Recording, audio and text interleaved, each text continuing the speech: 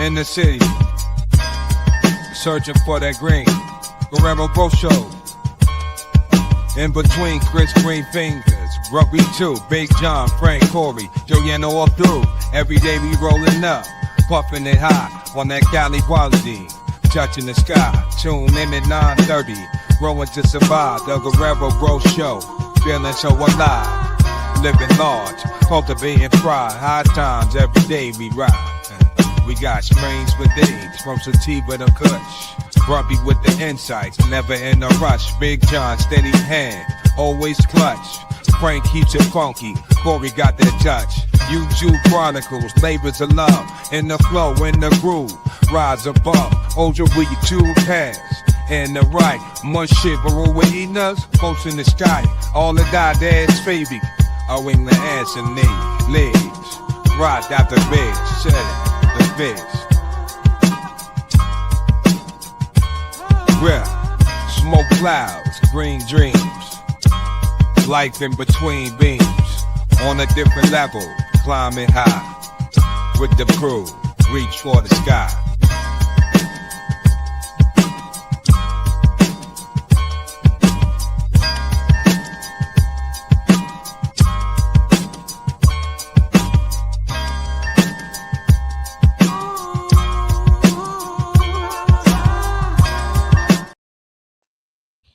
Good morning, good afternoon, good evening. I hope you all had a wonderful, wonderful, wonderful weekend. I sure did. I got a lot of stuff done. Did a lot of stuff. Man, oh man, what a wonderful, wonderful weekend. We are over here growing mentally, physically, emotionally, metaphysically, every which way we could grow. Once again, I'm your host, Chris Guerrero. We got Grumpy over there. And then we got Y down below. There he is, right there. Yep. Look at J-Pot. Look at J-Pot's like, it's almost nap time and you're just getting going, bro. Like, fuck. Oh, dude, I was up at like 4:30 in the morning this morning. My son says to me, he says, hey, Dad, can you give me a ride over to my friend's house so I can go back to Tahoe? I was like, sure. When you need it. He's all like, 6:20, I need to be there by. I go, oh, shit, okay. Hey. So I woke up at 4:30 and I couldn't go back to sleep. Or if I did, it was like every fucking 20 minutes I'm waking back up and shit. So if I went fucking back cat napping.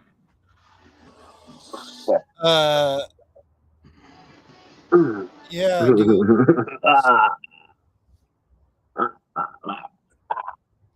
So, cheers, everyone. Yesterday, my son, his car started leaking oil profusely. I haven't went out there to go check it out yet. But yeah, it started leaking oil profusely. I don't know what it is. Hope it's nothing horrible. Hopefully it's just the plug or something that came out the oil. You know what I mean? Hopefully it blew out that thing. But if it blew out that thing, that means something is definitely wrong. To blow out the oil filter plug. To get that much fucking pressure in there. Like he fucking didn't change the oil filter. I don't know. So if he blew the plug out, I don't know. But something's happening to where he's leaking oil profusely. And I said, I hope it's not your heads.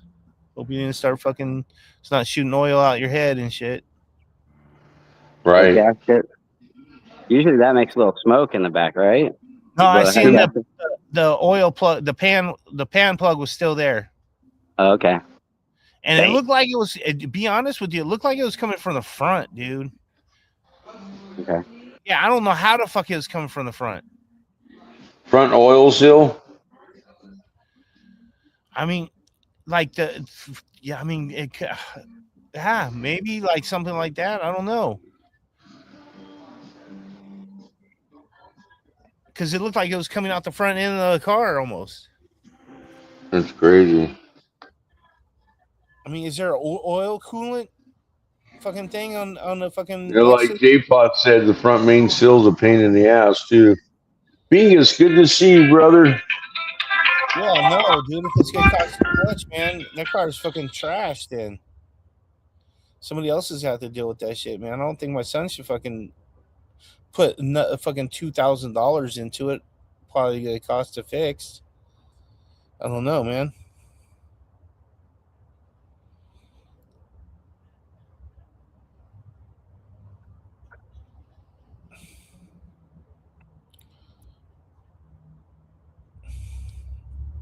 Crazy, man.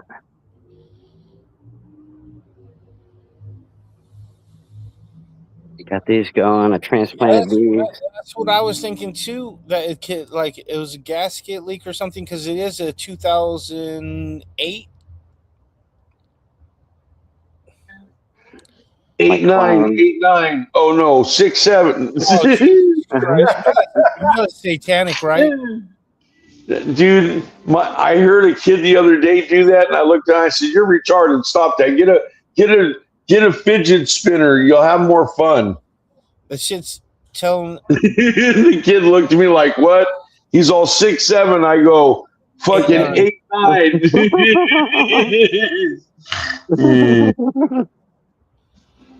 THC, good to see you, brother. Cheers. Hand wobble 6, 7, 6, 7. Yeah, Right. it's supposed to be demonic. It's supposed to be demonic, and it's supposed to be that he's a devil worshiper. The guy that sung that song is a Satan worshiper. And when you say that, you're praising the devil. I guess. So keep saying that. Keep praising the devil, dude. I guess. Yeah. It's a number system. I don't, yeah.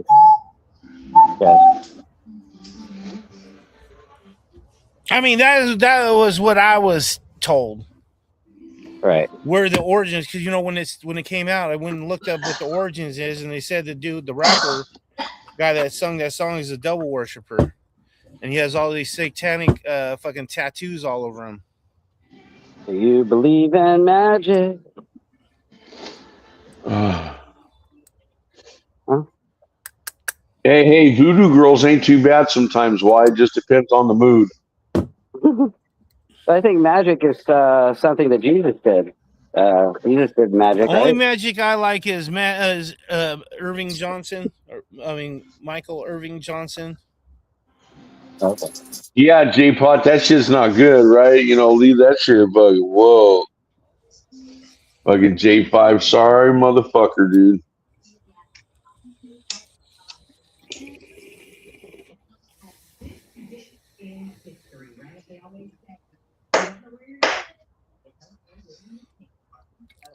Oh, nice. So this corn to the compost pile. Oh yeah. Yeah, and those are some He's all mature that hairs going on to there the compost too. pile. Hey, little buddy. Yeah, look at those mature hairs on there. Fuck yeah.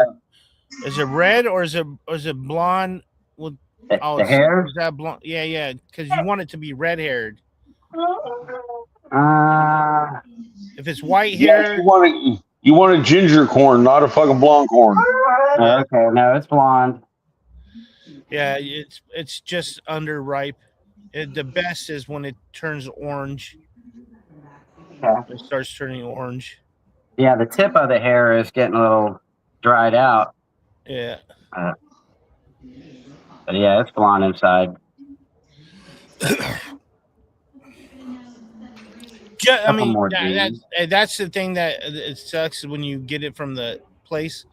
You don't get it like when it's the best to pick. Right, it's not picked right, yeah, right, just under it being ripe. Yep. I think it goes. Oh wait. Also, I think it depends on what kind of corn it is too. Is it white corn or is it fucking? It's yellow corn. Yellow corn, yeah. Then I think it's more orange. Why is he eating the homogeneous corn? It's sweet corn, whatever that is. If it's white sweet corn, then blonde hairs is fine. Do you eat these, Chris? Oh, what are those called? Why? Lychees.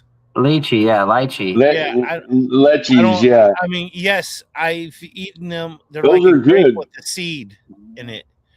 There's a I big don't. seed in it, Yeah, but you grape can. like with the seed in it. Yeah. If you hang out with the Mexican girls, you get to eat those all the time. Yeah. Okay.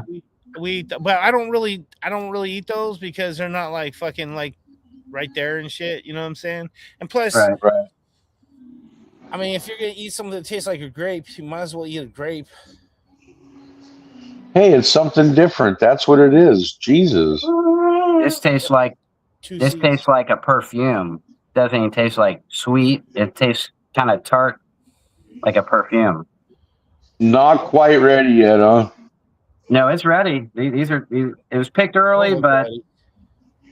yeah, when I pick them in the wild, the shell's not pink; it's brown. When I pick them, Yeah, you can see it's still changing some, huh? yeah, it's changing color from pink to brown. And when I pick them, they're usually brown all the way. They're clear, right? They're more translucent. Yeah. Right. See, this is like that's pretty. Yeah.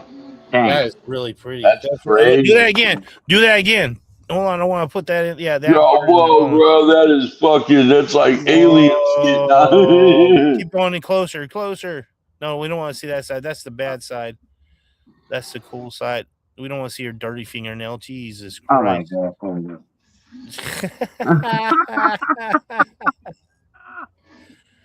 God. Let it focus in. Oh yeah. There you go. I feel like I'm in the coral. All right. Shit.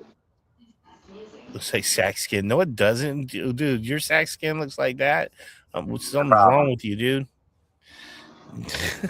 Yeah. You got some problems, dude. Now the flesh might look like like a sack, but this tastes like perfume. That's why it's so exotic. It tastes like perfume. Yeah. Yeah, I don't know. I don't think it tastes like perfume, but that's your taste buds. I can't argue. I can't argue with your opinion on that. Oh, I can't refer to it as a melon. Yeah. Kind of, but it has that. Yeah. To me, it tastes like a grape. Has a grapey taste to it, like and I'm talking about the new grapes. I'm not talking about like fucking the old grapes. I'm talking about the new like cotton candy type grapes and shit, like those type of grapes. Tastes like those type of grapes. Okay. Yeah, it's not my favorite thing. Like I said, they're not like fucking all over the fucking place. I don't even know when lychee season is.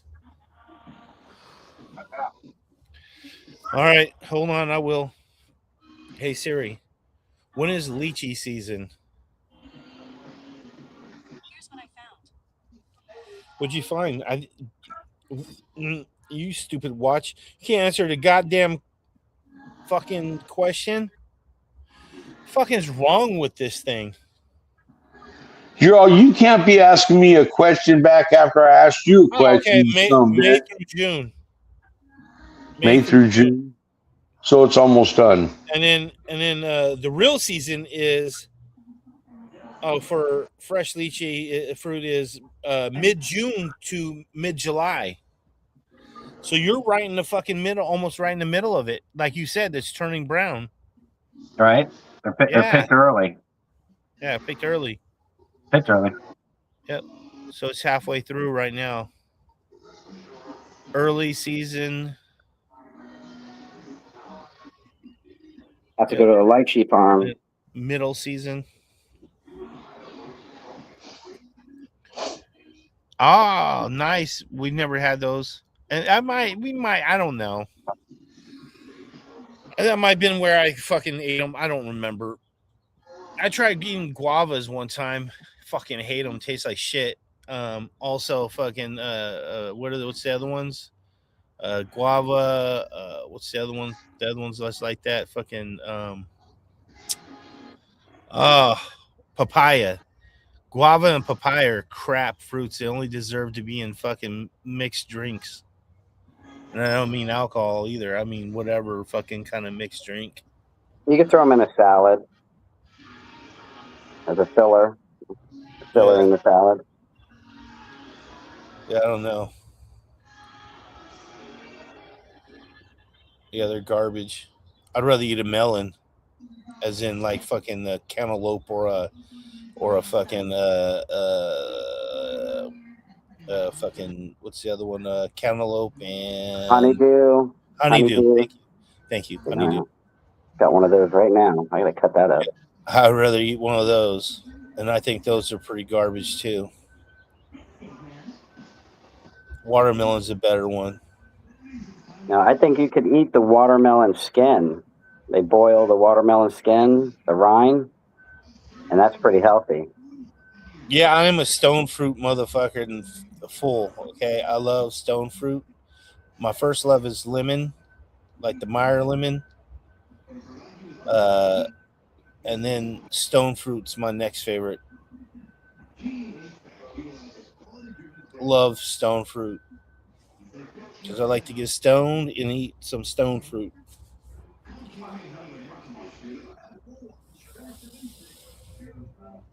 I think white peaches are garbage. I love the tang. You take away the tang of a peach, what the fuck, dude? Taking away something that makes it part of its characteristic, and just leave the sweet. Yeah, this one's ready right there. Pineapple. Yes, You're all the golden pineapple. Here we go. Yeah. You don't have the pink pineapple though. Why? What happened? Oh, you're no, Jay Potlover. I've had the best white peaches, but compared to the best yellow peach, there is no contest. The white peach. Hell yeah. Her name was Debbie down at the beach. The best white peach will never beat the best yellow peach. Never. Might be able to beat a lower end yellow peach, but it won't beat the best yellow peach. Yellow peaches are the best. And I'm talking about any yellow peach. I don't give a fuck which yellow peach it is. Yeah, as long as it's got fuzz on it, it's all right. It's a peach. Yeah, it could be any yellow.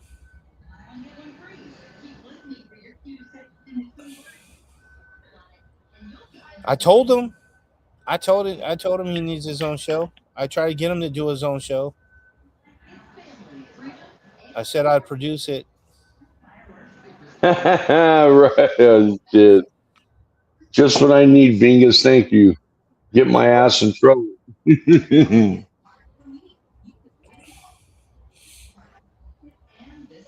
Yeah, pineapples take off pretty easy here. Yep. Throw them right in the sand. No fertilizer. They grow good in Florida. I have another buddy, fucking what is it? Pistol Positive, fucking in Florida, and he grows pineapples. I trip out. He shows he grew a nice couple banana trees too. I was like, wow. Levi West. Air potatoes are growing on here now. I gotta get these air potatoes off the trees. Ooh, nice.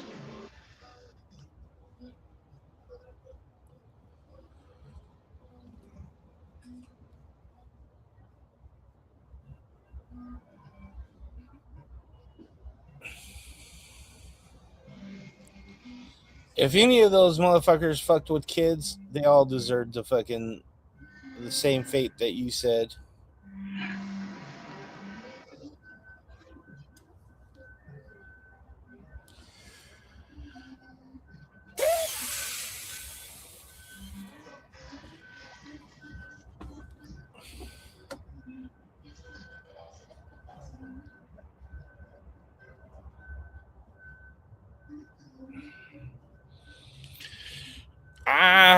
Neck cranked. Crap. Oh, I think I need to go drink some water or some shit.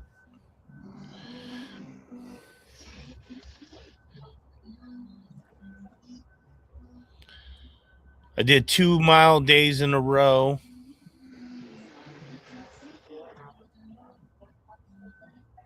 On swimming and shit. I think that fucked up my shoulders. Oh, Not good, Chris. yeah. I've been trying to split up my workouts and everything to include bicycling, walking, and swimming and shit. And I stopped swimming as much. Okay. So now when I did Yeah. 1 mile days in a row, it made my probably made my shoulder sore. Avocado. Nice. Big ol' That one avocado. does that one bearing fruit yet? No, why? Yeah, it has a smooth skin. Smooth skin avocado. Like a Haas avocado. Yep. Doesn't get really wrinkly. It stays smooth. But they'll get big though on that tree then. Oh yeah. Yeah, it's a big one. I was cutting some of the Yeah, branches see off. those smooth skin ones, man, they grow giant if they're crazy. Yeah, There's a place in Florida that sells. I showed Guerrero that time that giant fucking avocado. Yeah. Yeah, this is avocado. And I think it's only about 7 years old, maybe. That's fucking cool, yeah. I think it's about 7 years old. And I got a mango right next to it, and that's probably about 20 years old. Wow. Why do you have what's covered up right there? It's covered up. Yeah, right there. Oh, right here, I got gas tanks, LP. Oh, okay. Oh, okay. It's an LP. Oh, okay. Yeah, I got to exchange them. They're so expensive. They're like $50 if you don't have one. So What kind of tree is that right there? this is avocado. Okay, that one's avocado. Yeah, this one's avocado. Show the avocado leaf. Put you on blast. There you go. All right, now go show us what a mango leaf looks like. Al Telescope, good to see you, brother. Cheers. It's a lot longer. It's pretty similar, though. Pretty similar. Crazy. Pretty similar. Long leaf. More veining. Right.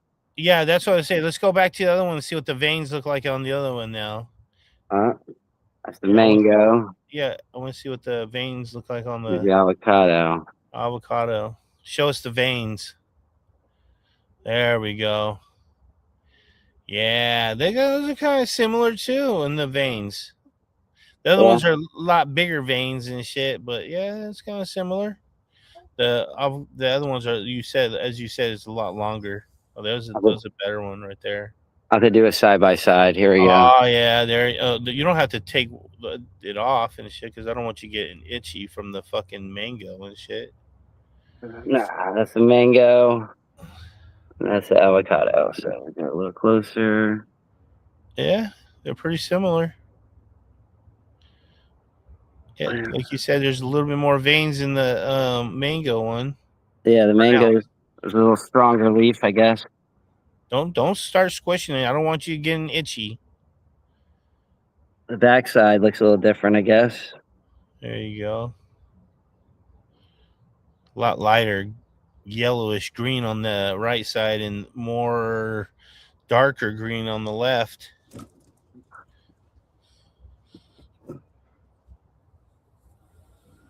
Yeah, we got 2 and 1 right here. 2 and 1. Avocados on here. Mango over there. So the trunk's definitely different. This look like a more bark. More of a bark. Yeah, we could tell what side the shade is on. This is more like a smooth. Right where all your lichen is, right? It's called lichen, right? Is that what that's called? That's on the tree? The green moss. Yeah, the green moss. Isn't that called lichen? Is I that what it is? have no idea. I think fucking man, Like isn't that kind of like the there's all kinds of green. There's like moss right here. yeah. Green stuff. I don't have any Spanish moss, but I got all this other moss and mold. People have that shit in their houses here in California. Oh Lord. Yeah, so what they do is they have that type of fucking shit on their walls, their rock walls, and then they go and spray them and shit, you know, with the mist, water to feed to water them and shit. They like to have them in their house. I think it's something to do with it creates oxygen too. I don't know. Now the ants are the pollinators on, I think, the mangoes. The ants are the pollinators, not the bees. That's what I've been told. That the ants were the pollinators. Not to freak out about it if you see ants on the mango. There's a bird nest right there. I can zoom in. Yeah, I know. Bird nest right there. I see it. Okay, that's the bird nest. Is there a bird in there? It looks like he's looking down at you. Yeah, I think it's a mockingbird. I'm not sure. Hold on, I could tell you. I could tell you right now. Hold on.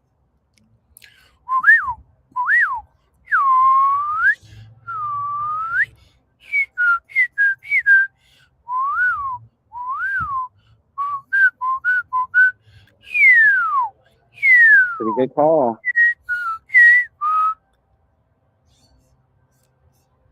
Pretty good call. And these leaves, you can eat these leaves. The bird's like, that guy's crazy as fuck. They're out there. They're in the trees. I can't wait to eat some of these. I think I got to wait till October, November. And get on some of these moringas. Moringa. I know I got potatoes in here. There's all kinds of sweet potato growing in here. Wait, go back. Wait, hold on. Do you have a tree over there, you said? Where's the tree? Where did you put the tree? Is that the tree right there? Look up. The moringa? Yeah. The moringa tree? Yeah. And are those all moringa trees? Yeah, I got 1, 2, 3, 4, 5, 6, 7. 7 of them here. Nice. How big do they get? I think the tallest one I got is about 20 foot back there, the front. Okay, so they're big. They get big. Why are you having so close together? I was trying to create a border, kind of like a fence, natural fence line. Okay. Mm-hmm. But they grow tall, but if you cut them, if you top them, you can keep them bushier. And I wasn't sure about keeping them bushy, but if you top them, they'll grow side shoots out. If you don't top them, they'll just keep on growing tall. Okay. Now I got another question. Why are you putting root vegetables underneath your tree to disturb your tree roots? I figured the potatoes, I guess they're tubers or whatever. But see here, I don't think they're disturbed. I think they're shallow. They're not like deep. Where the moringas, I think they go deep. Oh, they go deep? Yeah, they go deep. Here, it's good to see you. Okay. Yeah, potatoes stay on the top. They don't really go deep like a radish or. Okay, I'm just asking because I'm just thinking, like I wouldn't want to dig anywhere near them. I think I would dig something maybe like a ways from it to put like flowers or something underneath my tree, but I don't think I would ever put like a Potato. root vegetables, anything that you'd have to dig up to. Disturbed soil, yeah. I guess that's soil, the rhizosphere and all that good shit. You know what I'm saying? true. I'm not trying to disturb that shit, but I mean, to each their own. Yeah, well, I mean, the rats can eat them for all I care. You know, like I mean, the rabbits or whatever, they can have some food too. Yeah, fuck those rats, dude. They try to eat my shit all the time and shit, man. And they keep digging in my shit, dude, too. What the fuck? Fuck that shit, man.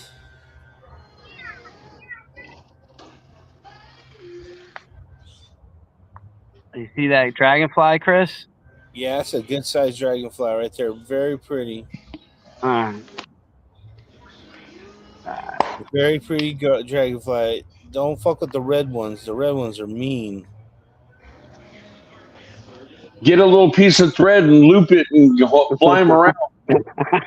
Give them to the kids to play with? Oh, no. Hey, kids, here's a toy. They're like, oh, cool, thanks, Dad. He got us a dragonfly fly.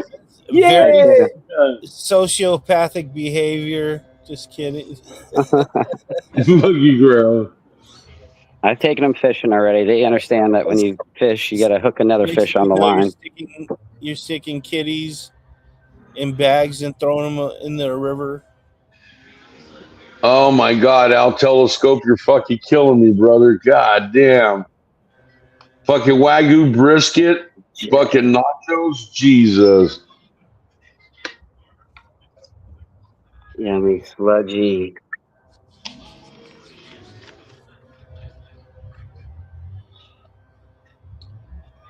Oh yeah, you got bubbles already. Fuck yeah, that FPJ is gonna be fucking great. Why? Banana right there. Yeah. What is that? Banana. Okay. What else you got in there? I got cannabis. The old ones. Okay. Right. How do you water in with that? What's your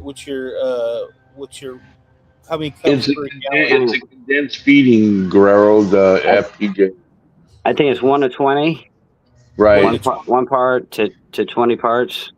Water. So it's like a couple, like half a cup of water to a gallon, maybe. Or this is a 2 gallon. I probably put in about a cup. A cup to 2 gallons. I don't think it's critical. You can figure out what works best, but if you, I don't think you can overdose it. You could probably overdose it with a pH, I guess. Now that you do a foliar spray with that, you don't ever do a root spray? Baby daddy, good to see you, brother. Cheers. I'm doing root spray only. I'm not doing foliar. Oh, root spray only. Okay. Yep. Yeah, I'm not trying to touch the leaves at all. There's enough moisture around. Or they Oh yeah, we don't got that. We don't got that problem here in Sacramento. We don't have no moisture. Yeah, there's a yucca. There's a yucca right there. So that's like a root. And that root turned into that elephant ear back there. I gotta dig it down a little further here. Go. The root there. Hopefully that'll come up. I think I got some green beans over here. There's a turmeric.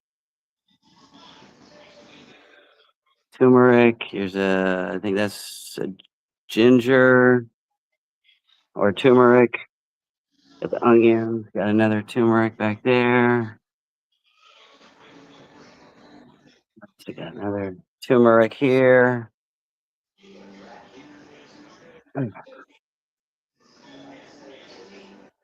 Another turmeric there. Lava rock.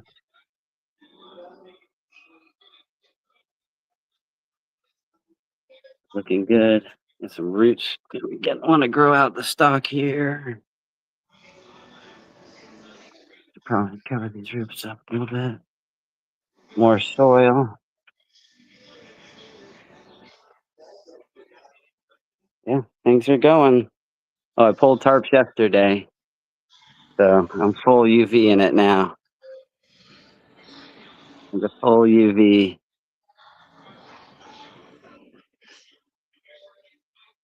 Still got potatoes growing here. Little patch of potatoes. Nice. You got the Nibian F5. I trimmed her up a little bit, so she's hanging in there. The Nibian, who's that one from? Why? I think it was Anthos seeds. Right. Anthos, probably northern. Yeah, the Definitely has Anthos. that growth characteristic to it. Before I've seen Nibian grow before, it's got that same characteristic, fucking growth to it. Yeah, I got some seeds already here.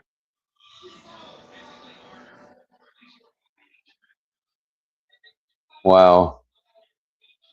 California invests 227 million to crack down on illegal cannabis. Like, wow, right?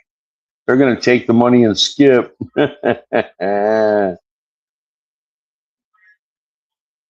They ain't gonna investigate shit. They're like, fuck it.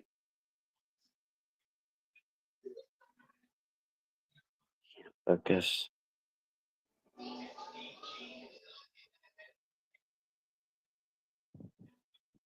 Yeah, and there's the volunteers. These are about a month old from popping in the ground. Volunteer. Nice. It's in. That's just in sand. That's no fluffed up soil or nothing. That's just sand. Doing good. Probably has some runoff from nutrients, but it's basically just sand. Volunteers.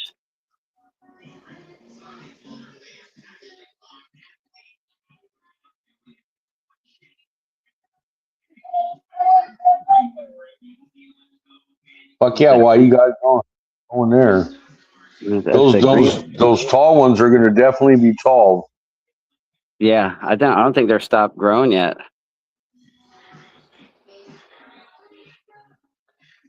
You'll probably have more growth out of them through July, and then they'll slam into fucking flower in August.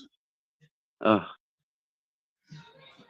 this Panama Red times lethal injection sour diesel. I think this thing is looking nice. It's getting a little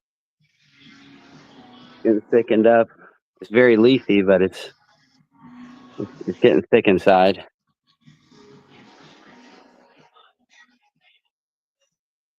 Oh, is that the Just Cause? Just Cause.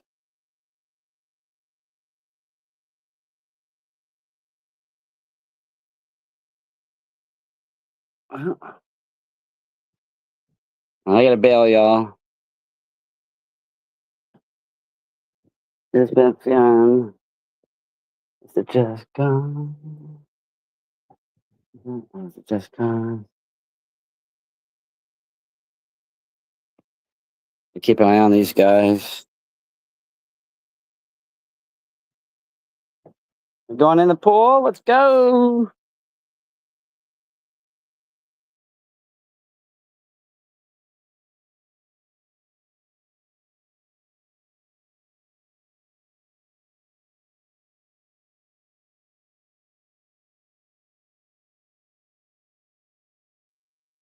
Zebra, good to see you. And you changed your picture. That's cool.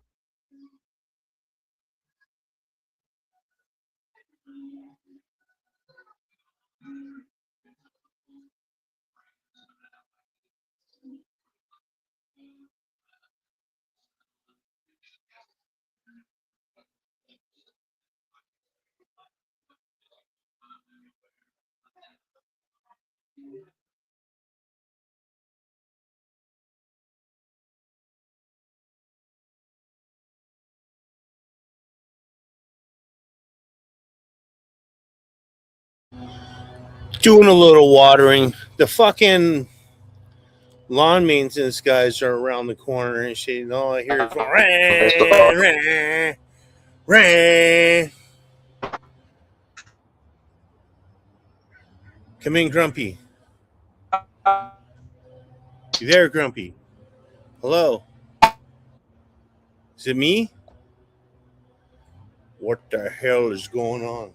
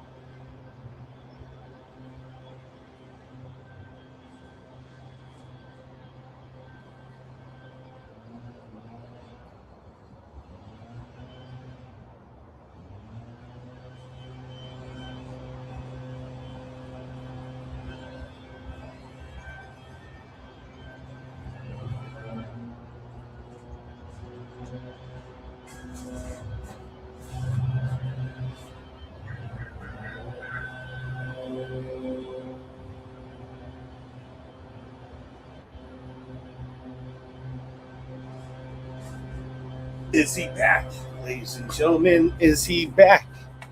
He is back and clearer than ever. There he is. Let me put my... It's right there. Boom. You got Grumpy? Can you hear me? Yeah, I can hear Okay. you. Why, All you're already right. gone? All right, buddy. It's fucking internet. Not his internet. His what you call probably fucking ran low.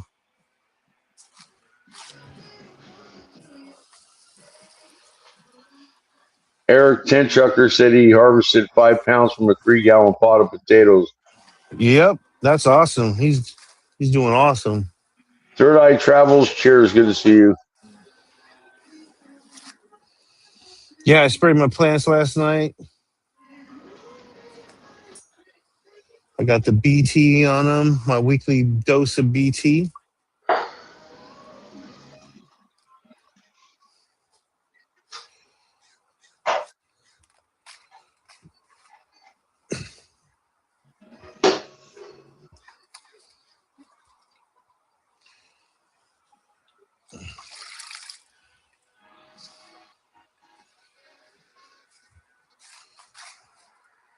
Why, you enjoy, brother. You have a good day.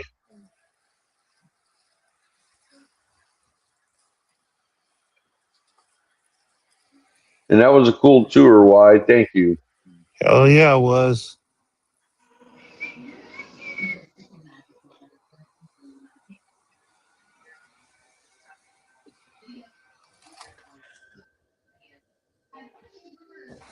Hell yeah, it was.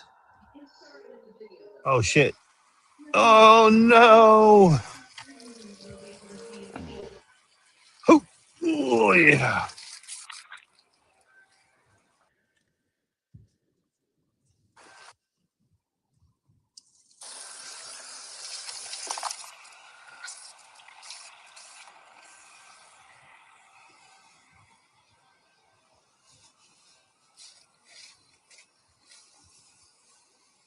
Get her done.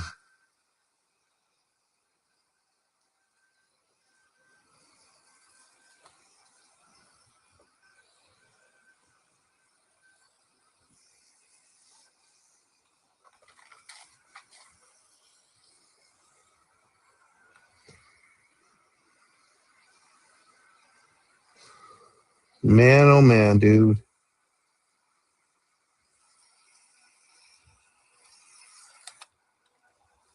That's perfect. Why? Sweet potatoes in a kid pool. Bam.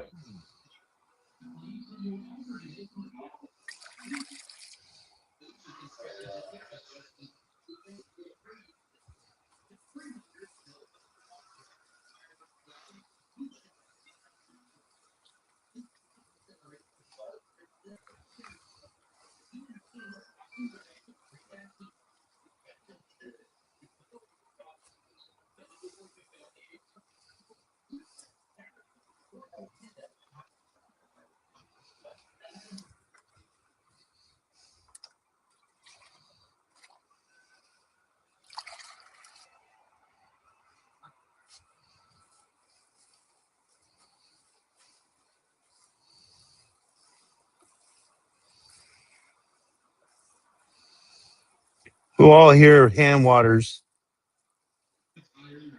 Who all here hand waters? I hand water, Guerrero, unless I'm outside in the outside garden.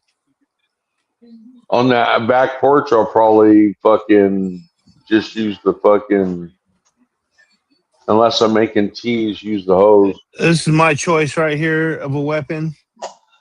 Nice. I like this one the best. This size, 5 liter. Right. This is, I Got think, the the best size. long extension, fucking. Yep. That's my weapon of choice when it comes to. Oh, by the way, the today's topic is the pests from below. I have some info and shit. Now, what are you doing? Are you just watering the soil with that thing, Guerrero, or are you like fucking? Yeah, I'm watering the Okay. soil. That's all I'm doing. Nothing special. You're outdoors and you could have just had a hose fucking extension and Oh no, I got get. the hose thing right there. I just like Yeah. to be able to, I like to measure and know how much I'm actually watering. You know what I mean? Right. With the hose, you don't really know how much per gallon. Indoors, I like to do that, like what you're doing right there for sure. Make sure how much I'm giving everything. Yeah. And then Outdoors, I'm like, let it rain. yeah, and plus I just got done spraying, like I said to you a minute ago. I just got done spraying BT and all the nutrients and shit. So I'm not trying to spray the fucking them to lose their shit on them. And I just put the stuff on it, some foliar feeds and shit. So I'm not trying to wash anything off. They're coming around a lot more since there ain't a lot of dogs out no more, no cat.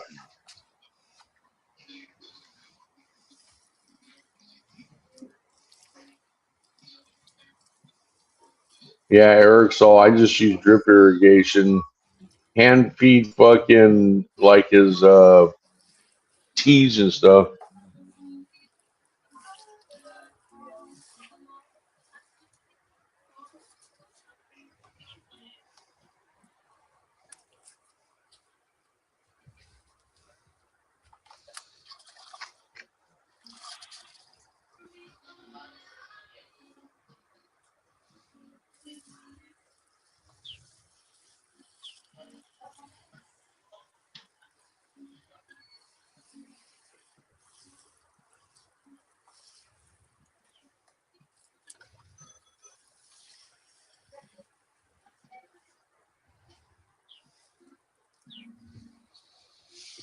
Oh, Sally, that girl. That girl, Sally. Mm.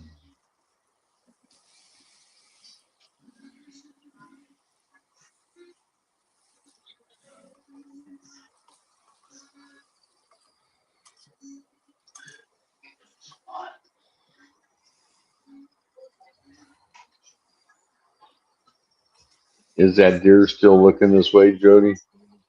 Yeah, it's frozen there. It's like, wait a minute.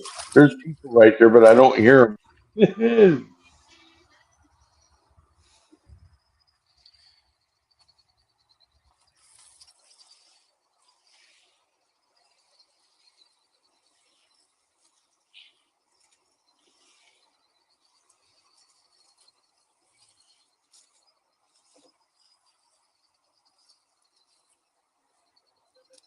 Buddy Kilowatt said he needs a link, Guerrero. All right, give me a second. Let's see. Oof.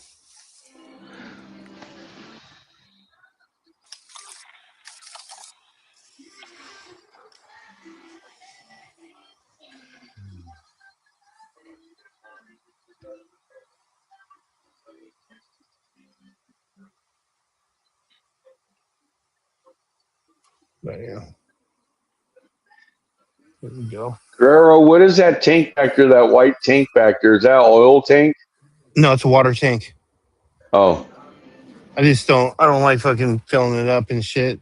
I need to clean it out, and I need to get a pump and shit because if I don't have a pump for it, it just fucking, it's really slow and it just drizzles out. yeah. Clean it out and get an exterior pump for it, and just fucking. You can brew up some tea in there and fucking tea the fuck out of everything. I know. I'll be over there in a minute. Hold on. Butter's Exotics Garden. Cheers.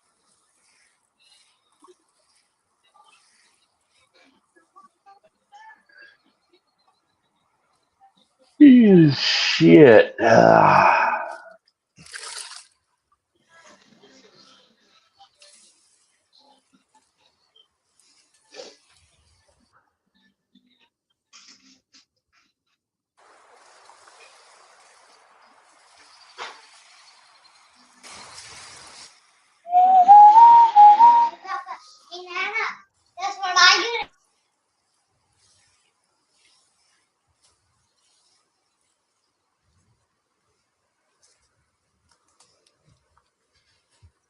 Oh, yeah. One more.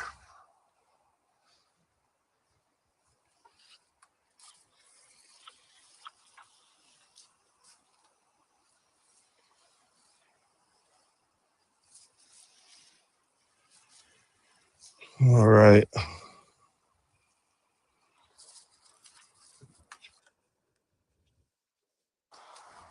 There you are.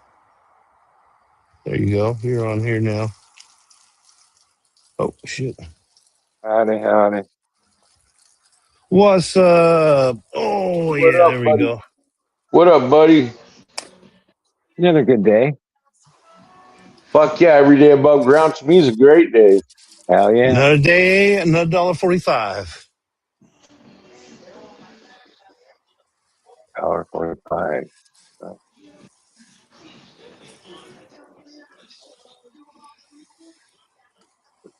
Well, you probably made fucking being the you know what, fucking probably like fucking made like $2 a day and shit, $2 or $3 a day.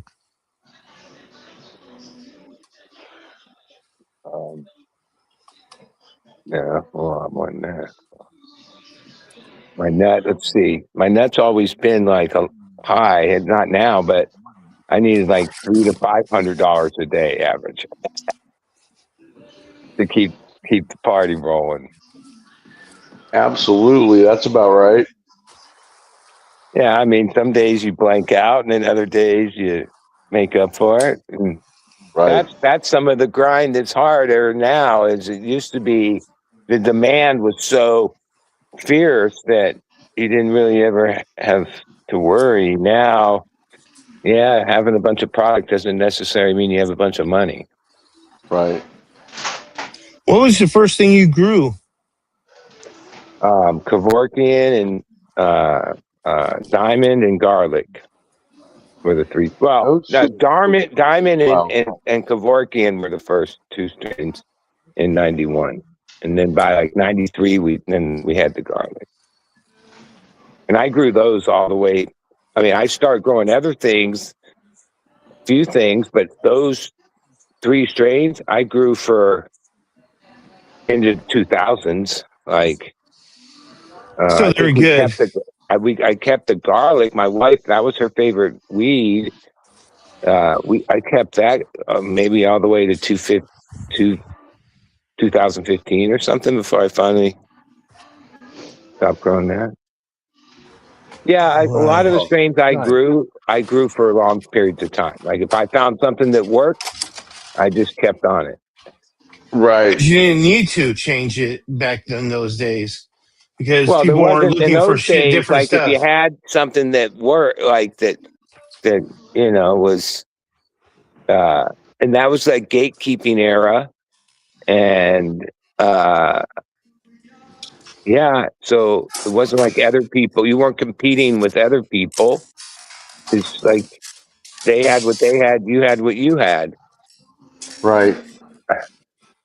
Even, yeah, I mean, I grew the cheetah piss 4 years, the apples, bananas 4 years. These were at the end. I forget a couple other strains. One was, I forget, but yeah, and I personally think as like a new grower or someone, you know, at the beginning of the path, yeah, instead of growing like different stuff because that's the era we're in now. Like, why would you grow the same things? There's thousands of different things, but Yeah, exactly. to build up an education and build up like plant knowledge. And yeah, if you grow the same variety for many cycles, I'm indoors, so it'd be almost 6 cycles a year. You grow them for 4 years, that's 24 cycles. You learn what that plant wants. You are able to look at the morphology of the plant and get it, know the plant. If you're just going from one thing to another thing to another thing to another thing, oh, you're learning, but it's going to take a long time to learn as much as someone that stuck with a variety. I don't think so. And learn the ins and outs of it. I disagree with you on that. Okay, but that's fine. I wouldn't even dial in. I wouldn't, in my mind, I never even dialed in a strain until like the 3rd to 5th. No, I agree with you on that. If you're doing it for profit, if you're doing it for profit, then yes, I agree. Everything what you say. If you're doing it to sell it, yes. You'll want to fucking stick with the same shit that works. You want to get to know it. You want to be able to grow that thing inside and out. But if you're doing it for yourself, you're doing it because you wanted different varieties. I think there's a completely difference. But like, I'm not. It's just that isn't what I'm talking about. I'm talking about learning, like what you're going to learn. Yeah, right? you learn that how that strain is. But I want to learn about all the different ones. Okay, well, you got to master a few before you know. Why would you have to master a few? That's only if you're fucking trying to sell it. No, okay. Like if you want to grow the best weed, it's mastering it. I don't give a fuck what happens to the weed. That's irrelevant. I'm done. So like whatever strains you grew last year, if you were working those strains this year again, you would have learned things from last crop and implemented them and grew it better. And then if you did it another year, that's how it goes. Let's see. Yes, I agree with you on that. Okay, that's all I'm saying. I do agree with you on that. About what you do with the weed. Yeah, but I'm saying is I don't really want to know the strain because I want to be on to the next one. So if I could pull from my memories, if I grow it again, then that's fine. Or if I grow across of it or something and I could, pull back from my memories of it and stuff. But yeah, I'm on to the next one. I just don't think you're going to learn. Let's say in 10 years, you're not going to have the same read on plants that someone that the same lead. No, I grew about like the plants are plants. I can look at the plant and the plant talks to me, right? Yeah, especially if you grow the same one for long enough time, you start to know the ins and outs. Well, yeah, of course you do. You'd be a fucking idiot if you didn't. I'm saying is, well, that's important. That's important knowledge. That's important. Do you believe NPK is NPK? What do you mean? Of course, it's NPK. NPK is NPK, right? Well, what are you trying to say? No, it's a lot more than that. It's environment. It's like watering cycles. It's drybacks. It's a bunch of other things. But like all those little things, most of what I learned in the early days was just trial and error. So it took a long time to why would learn I have things. to do that? Today, there's like all this like. That's what I'm saying. Exactly what you're saying. There's more information right now. So if there's I would say if I want, because I'm growing cheetah piss right now, if I have any fucking questions about cheetah piss, guess who I'm going to ask? Yeah, but I would right off the bat say I don't know anything about growing cheetah piss outside. Yeah, I know. But I wouldn't be I asking don't even you. think I that's a wouldn't. No, no, strain no, no. that is Yeah, yeah. really an outdoor strain, No. other than I wouldn't even. Ridgeline grows it outside and loves it. I've I never wouldn't. Yeah, experienced their cheetah piss. I'm saying I You wouldn't know, care that you because I wouldn't ask you questions about growing it outside because but that'd be stupid of if me. I looked at your cheetah piss, I would either recognize it or not. Oh yeah, Right? Like, of course. you know. Yeah. I mean, I gave my nephew gave me like 6 teens that I gave to my friend Cal to put outside, and somehow they all had markers, but whatever he did when I was at his place this Saturday, he up pot whatever he did, and they're like 3-4 feet tall, they're teens, 3 feet tall. He took the markers out. It didn't take me but like 2 seconds to tell him, They're oh, like those are the Z pies. sure. That's Lululemon. That's giraffe pussy. Like I can look at the plant and know exactly what it is from knowing those strains. That's not that hard. I mean, but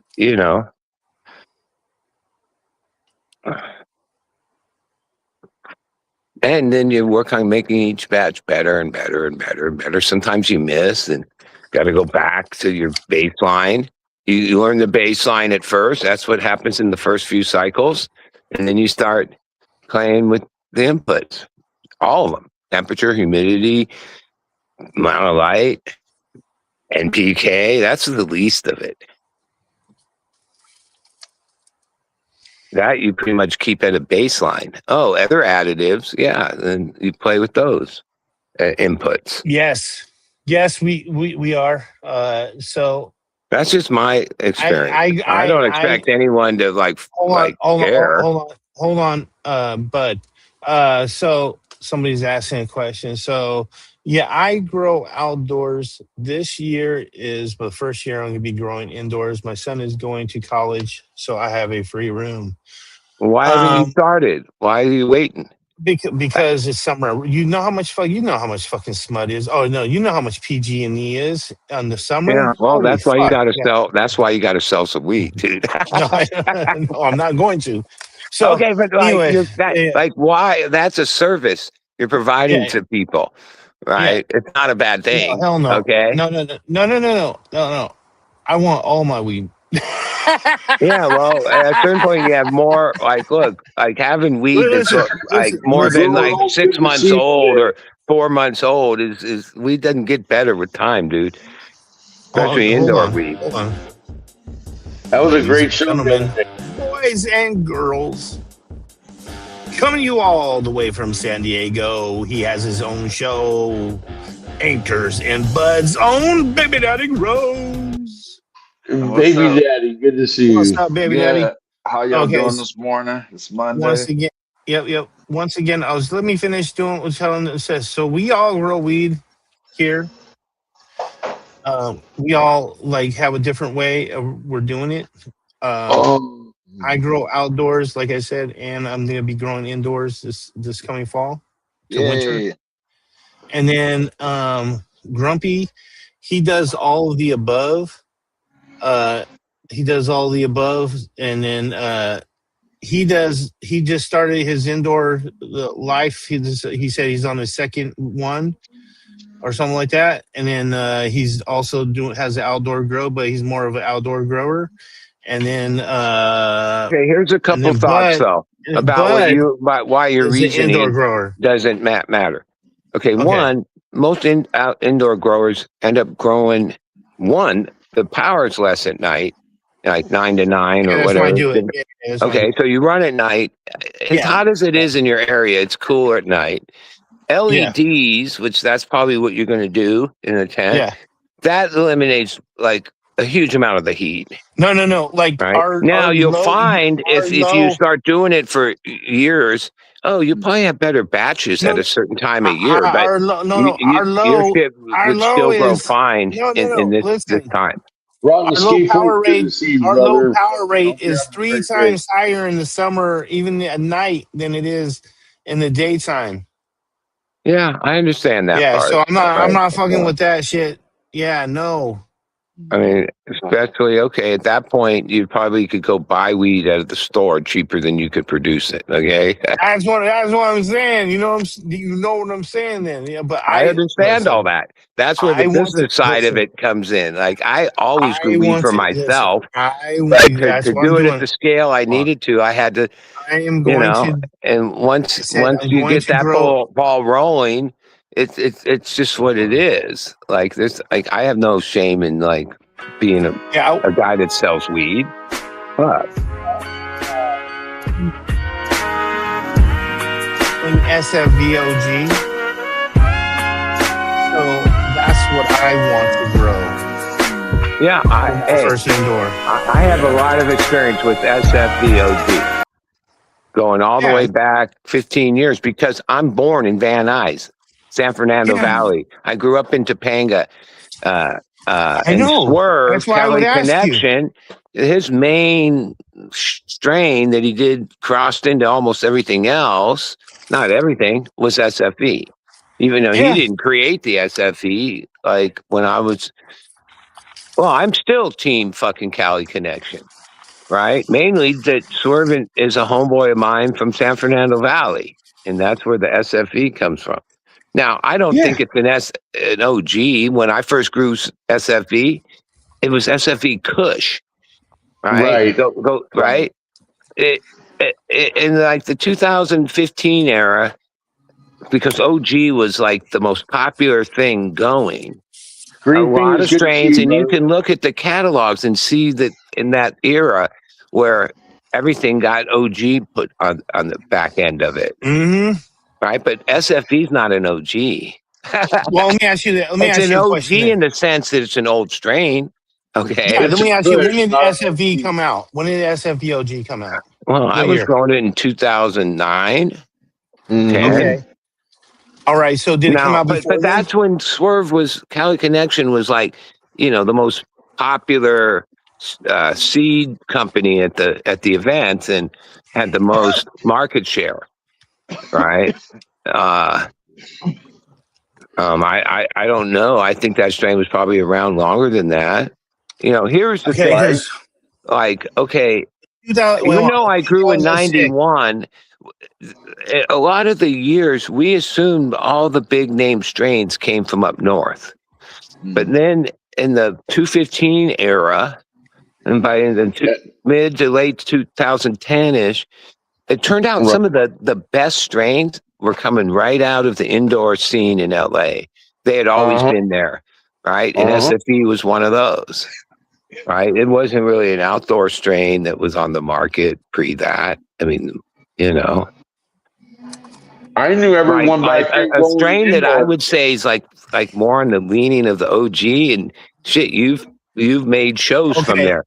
Tahoe was one of the best. I love Tahoe. Okay. All right. Listen. In 2006, when I first learned about OGs, okay, I didn't know about OGs yet or anything. I moved up to Humboldt, and the guy who introduced me to OG was named Penny. He was a college student there. He lived right next to the campus and everything, and he used to tell me, he would show me all the different weeds that are coming out and shit. And that was one of the ones he showed me was the OGs and shit. And he would tell me that these are popular in LA. We send all these to LA. We don't sell nothing up here in Northern California because this shit goes for fucking this amount there. So there's no deals. He said there's no fucking deals on this shit. That's why they always get it to market. $3,500 to $4,500 a fucking pound. He said because that's what they get for down there, even more and shit. And he said that no. So I got my cousin a quarter pound of it for $1,200, and it was the most fireest fucking weed, and I'm trying to think about what weed that was in 2006. That it was the most OG I've ever smelled. It was so fucking loud. Like I said, we just opened the quarter-pound bag up in the fucking hotel room, and we got a phone call not even like 2 minutes later saying you cannot smoke inside the And rooms. what was it? And we Earth didn't gas? smoke. Was it earth gas? It was fucking yeah. Earthy gas, It was right? it was so fucking loud. It was just the Yeah, well, that fucking was the loudest. original. That's the original OG. Like I had that plant since '99, right?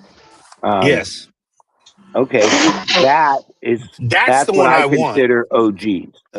Okay, that's a very finicky plant, right? Very finicky, Yes. and it Small has no yield. stem strength. It's going to lay down on itself once it puts on weight.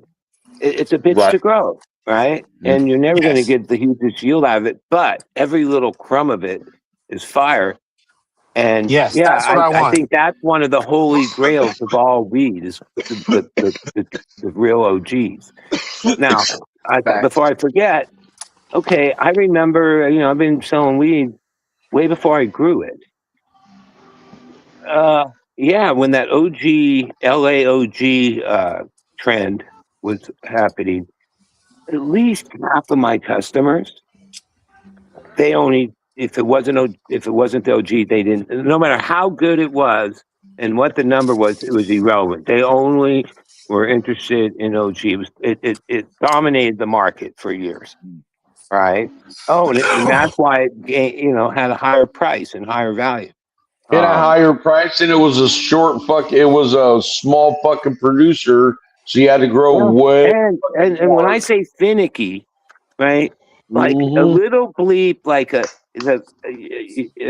you missed a watering in week 2 of veg and it wilted a little. Oh, even though the plant recovered and did fine in flowering, that would be. I call some of the strains, especially the ones popularized today, they're like bulletproof. You really can't fuck them up. Right. I mean, there's a point you can fuck things up. But OG is super finicky.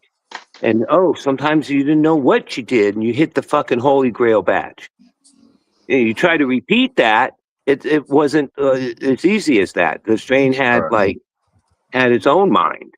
Right, and it was hard to really dial it in. I had it dialed in for a long time, but it was finicky. Like where other strains, you can get a repeatable thing because in business, like anything, every time you bought a bottle of Coke, it was some years were good, some years were bad. Product consistency is important.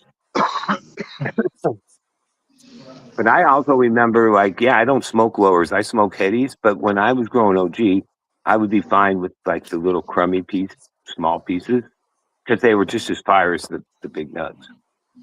And that's the shit I'm talking about right there. And it was it was a sesquiterpene to where every spot of that fucking roach was good. Like all the way down to the fucking very tip. It was so fucking good. Holy grail weed. And it was super stony. You would never get rid of your fucking roaches. Like you know how fucking rotten it is. It's got you rocked every time. Absolutely. Can't get rid of them roaches. Now here we are, and weed is legal and mass produced, but you don't see the OG in the shelf. No, because you don't see that old school OG no more. That's very true. Exactly. And it would demand a higher price, and customers, the younger, newer customers would gravitate to it because it's like holy grail, dude. I remember back then we didn't have the internet, so we didn't even know. In my mind and my friends, we were working that shit. It was like layered. I always visioned that whoever bred that, it wasn't just one thing into another. It was many years of crossing things to find. Now, it could have just been some outlier that was found, but no, I think that strain was created through years of crossing things together, all kinds of things, because it was very layered. It had depth. It was complex. It wasn't when OG trend kicked in, it replaced the Bubba Kush trend. Bubba Kush was Kush, real Kush, right? Mhm. Master Kush, Platinum Kush, Bubba Kush. You see those strains out today? That's another holy grail wheat, the true Kush terps, right? Mhm. Which, I mean, maybe Bubba Kush was created stateside. Somehow, when I got a hold of that strain, I felt like that plant was directly out of Hindu Kush Mountains. Like that's where it came from. It wasn't bred here. It was like brought here, right? There were seeds or whatnot, because Right. it represented that area. Now, all this is pre-internet, so you didn't have all these folklore stories and everybody making claims. You had your imagination of where things came from. Yeah, But sure. Yeah, that's why I said it was OG. Yeah. That's what he said it was is OG. This is OG right here. Yeah, which is earthy And gas. Now, a lot of crosses happened with OG to try to better the yield, the finickiness and stuff. And those are watered down OG, and right? But honestly, like he the did true say at the OG, time that's that what I it was mean. It's that earth way. gas. What you It's said. earthy gas. That's the original OG. Was this earth gas? Those were the only. Right. That's if you were trying to explain the terp profile, you say Gas, earthy fucking gas. new tennis ball, fucking pine saw, Yeah, fucking all that crazy turp, dude. It yeah, was so tasty as fuck. yeah. It was fire. That's like the early days, like you said, but a Bubba Kush. And Bubba Kush really was proliferated in the Pacific Northwest and stuff, man. You saw that a lot. We used to get a lot of good Bubba Kush, dude. We used to get a lot of good Bubba Kush, but I'm telling you, man, it was nothing. It was kaput compared to OG. Yeah. OG Other It is than was like a good. muddle, it was OG like is a and if muddled you fire. OG is appreciate what it was. if Yeah. you appreciate that Kush taste, that to me is Mhm. like one of the holy grail perks of cannabis. Is that Yeah. pure That would be Kush taste? the people ask you, what weed would you could smoke for the rest of your life? That was it right there, bar none. No discussion about it. I believe that. Yeah. There's no that shit I could have smoked for the rest of my life. I Yeah. still, like I said, that's what I'm like. If what's the okay, so if I can't get that one, if I can't still get that one, what am I going to get? What should I get? That's up to you. I mean, Yeah, that's a good question, Chris. Yeah, but you can't explain it. I mean, you got to think about your system, how your system's gonna and some be. of the more No, modern no, strains no. have God damn it. their I'm not place talking in the about game that, too. my system. I'm talking about the terpene profile of fucking the next best thing. If I can't get that one, Oh yeah, for is sure. SFV or Tahoe OG, or which one is the Okay, best okay, next okay. best I got you. I representation got you. I got of that? now. Yeah, I understand. I'm not talking 100%. about. Because No, I'm even not all the talking about modern my genetics endocannabinoid system. I'm actually talking about the have best their place too. representation of OG. And I'll tell you, like Bubba Kush, why it's not grown at scale. I can remember, after a while, you can look at your tray and have a good idea of your numbers, your yield. And for years, I grew Bubba Kush, and they grew these big, dense golf balls, and it would be like you would assess that and be like, oh, I'm going to hit whatever number. Yeah, But once yeah, you those got it things are trimmed, nice. you were always disappointed because for Yeah, whatever reason, a dense ass golf balls, it yeah, wouldn't yield as much as other strains, right? Well, that's and why it I think wasn't a no one stinky grows it. either. Huh? I said you talk about the Bubba. You're not. It wasn't a stinky either. So Oh no, it had its own thing. hey, listen. I know what the Bubba Funk is. I've had the best Bubba in the world Yeah. and shit. And I'm telling you right now, like I said, it holds no fucking nothing compared to fucking the OG and shit. The one I'm talking about. No, it doesn't Yeah. hold a candle to it. That- I would, dude.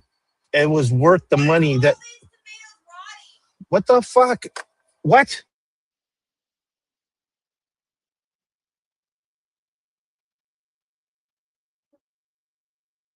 But Big you know, little my THC grind. impression of everything is that we, because of prohibition, a lot of things, and the methods we use, we have not done a very good job holding down the root genetics of cannabis. Right? Because Facts. some of the ones we're talking Facts. about are the building blocks to everything we have today. Yes, Right? buddy. Except that when you chase the original stuff, which is still around, people like even my own THC experience, garage, nice. like, you know, when I grew things and held them for decades, or yeah, they fell off. Even a few years ago, I got down. I had all these strains given to me from some guy that has a huge library, and I really put a lot of effort into the legacy strains.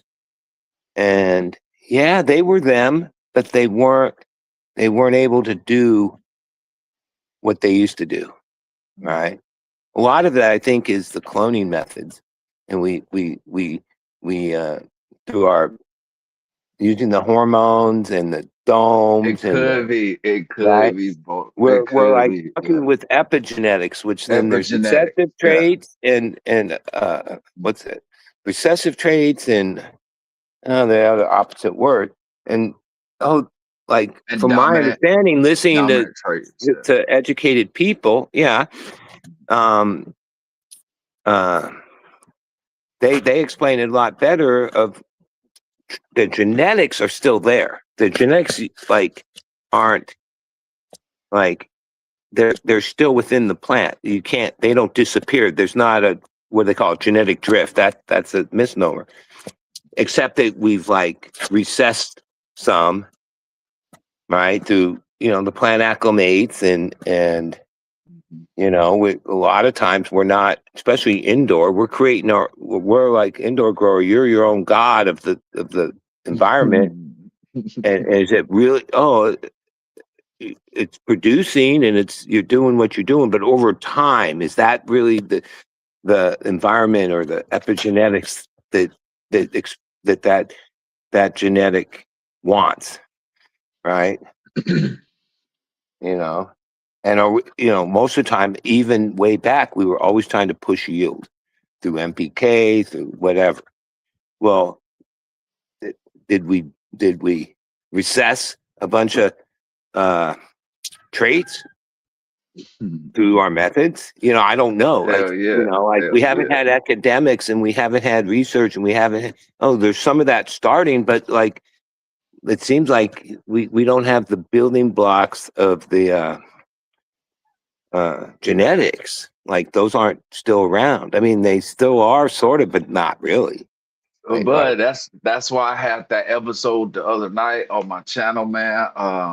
And it was called Preservation of Legacy Genetics. I had a guest on there. I had Mr. Toad on there. So we talked about a lot of those old school strains that were only like 8 to 14%, you know what I'm saying? But they were just full of super terpenes, full of super alkaloids. They were full of everything that, you know.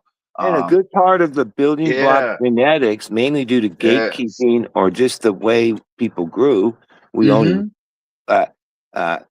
we just cloned. They were cloned only to come in. Yeah, right? yeah, I understand that. I understand right? that. Right. So, like, if we had over the last 30 years preserved male and female and kept, but then okay, I know this from my years of being friends with Swerve.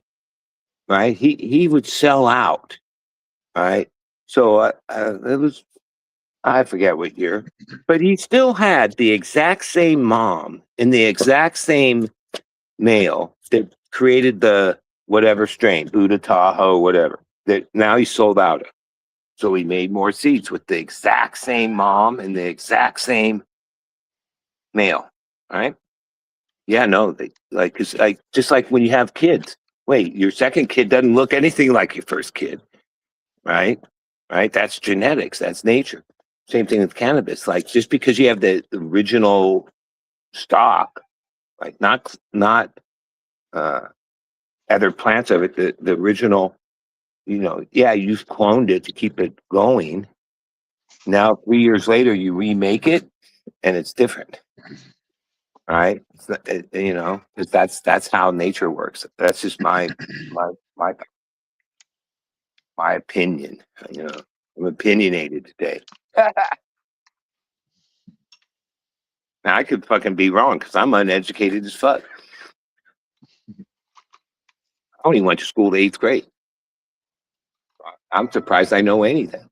And then from 6th grade to 8th grade, I was smoking weed all day before school and everything. So like, I don't even know how I learned anything. I feel you. What's up, Green Fingers? What's up? How you doing, man? Cheers, man. Big love to everybody in the chat, man. Good, good. Just listening to Bud. Hi, Green Fingers. Hope you're doing good. Cheers. Hope you're doing good. Yeah. Heck yeah. I'm as good as you can get. For sure. Yeah. We're here. That's all that matters. Hell yeah, buddy.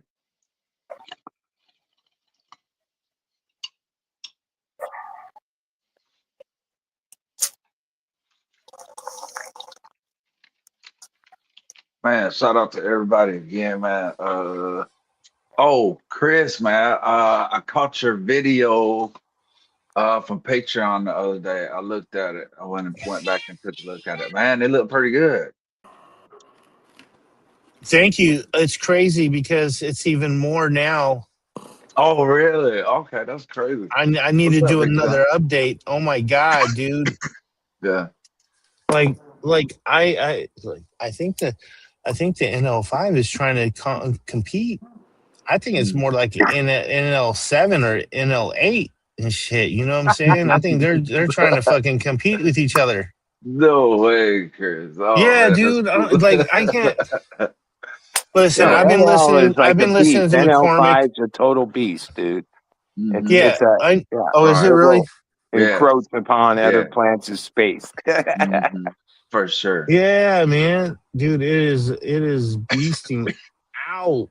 Like, so is fucking THC's garage is fucking Piff 44-day Iranian, man. That thing is beasting out too, man. Yeah. Fuck yeah. That's gonna be a quick one, man. That's gonna be a quick one. I don't know. Let's go I don't grow, know. bro. I don't Man. know. Let's see. I'm excited. I'm excited for that shit.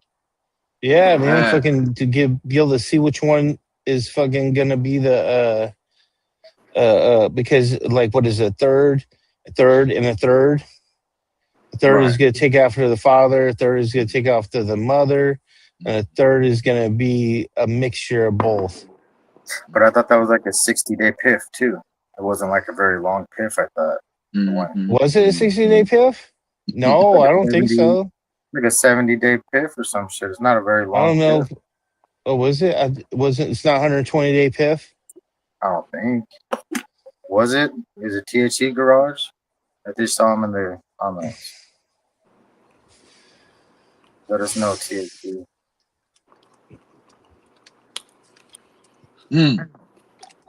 So it should be a fast plan. I mean, just because of dad, though.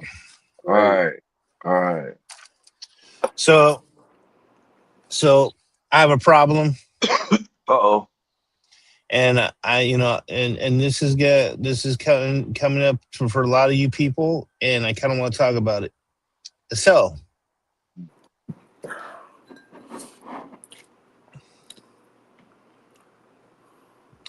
this is called blossom end rot. It's caused by many factors, a lot of them caused by you. Calmac, baby.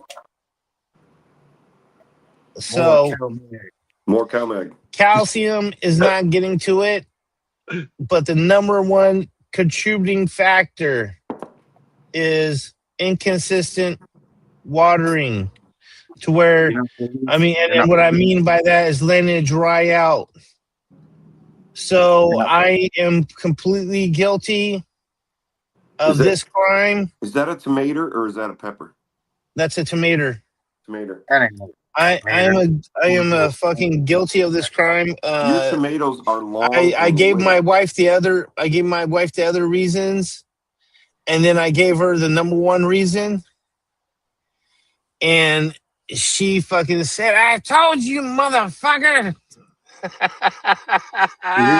Just water your fucking plants every day, Inconsistent soil moisture. This is the number one culprit. If the soil dries out completely, the plant can absorb water, stopping the calcium uptake entirely. When the plant is heavily watered afterwards, the fruit grows rapidly, but the cells will form without enough calcium to reinforce their walls. I did look like a green bean though, Chris. I didn't think it looked like I a didn't think tomato. Yeah, you know what that goddamn is? tomato. That's called a You pink and your fucking flame. banana tomatoes nobody ever Pink seen before. flame aroma tomato. Pink flame aroma tomato is a baby. It is a long tomato. It's gonna be fucking. It's gonna be a long fucking skinny tomato. That sounds weird. It's gonna be I've sick, never seen dude. one of those Go look it before. up. Pink flame fucking Roma tomatoes. That's cool. Yeah, There he is. There's so many varieties of tomatoes now. It's crazy. Yeah, I hit it with Calmino last night. I did hit it with Calmino last night. I did. Thank you. I did hit it. You should be hitting those tomato plants with your flowering newts and your flower. So Sundays are my spray at Sundays. So spray at Sundays, it gets my foliar spray. I do a foliar spray and spray at Sundays. I try to rhyme the days and shit, you know what I'm saying? Or like match up the letters. Like feed 'em Friday. Man, you got issues. Yeah, man. Gotta match them up. Water them in. Water them in Wednesdays. Water them in Wednesdays.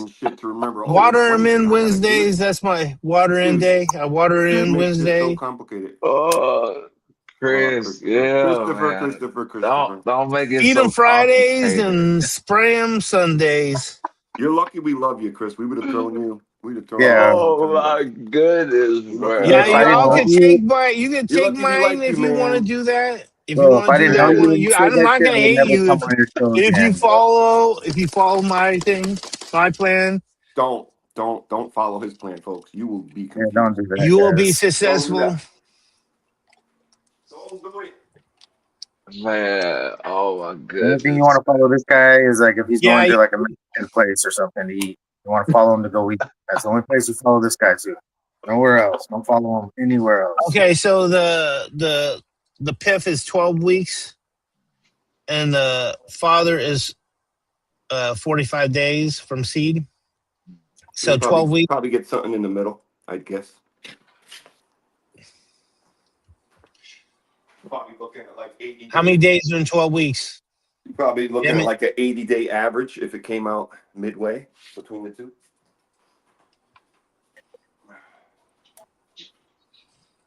I don't do math. You got to do the math. Oh, I like that one. No, I don't. I like the training Tuesdays. I think I'm gonna do that. Training Tuesdays. That sounds like a good one. I like training Tuesdays. You need some ginkgo biloba, Guerrero. We gotta supercharge your brain cells, man. Yeah, Chris. You guys earlier when I was on was talking about cantaloupe and honeydew, and I was working, but I couldn't wait to get to my honeydew. Yeah, I don't, like I said, I don't mind honeydew, and I don't mind fucking witch cod, but they're not my favorite at all. Like I said, I am a big time peach and nectarine, fucking plums, cherries. Fucking that's the fruits I like. There's not a fruit or vegetable that I don't like. He's a stone fruit kind of guy. I'm a stone fruit kind of guy besides lemons.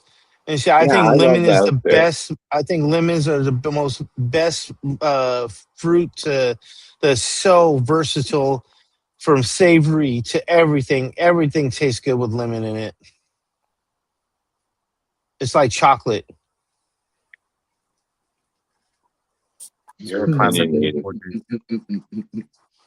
And bacon. Wow. Chocolate, bacon, and fucking lemon.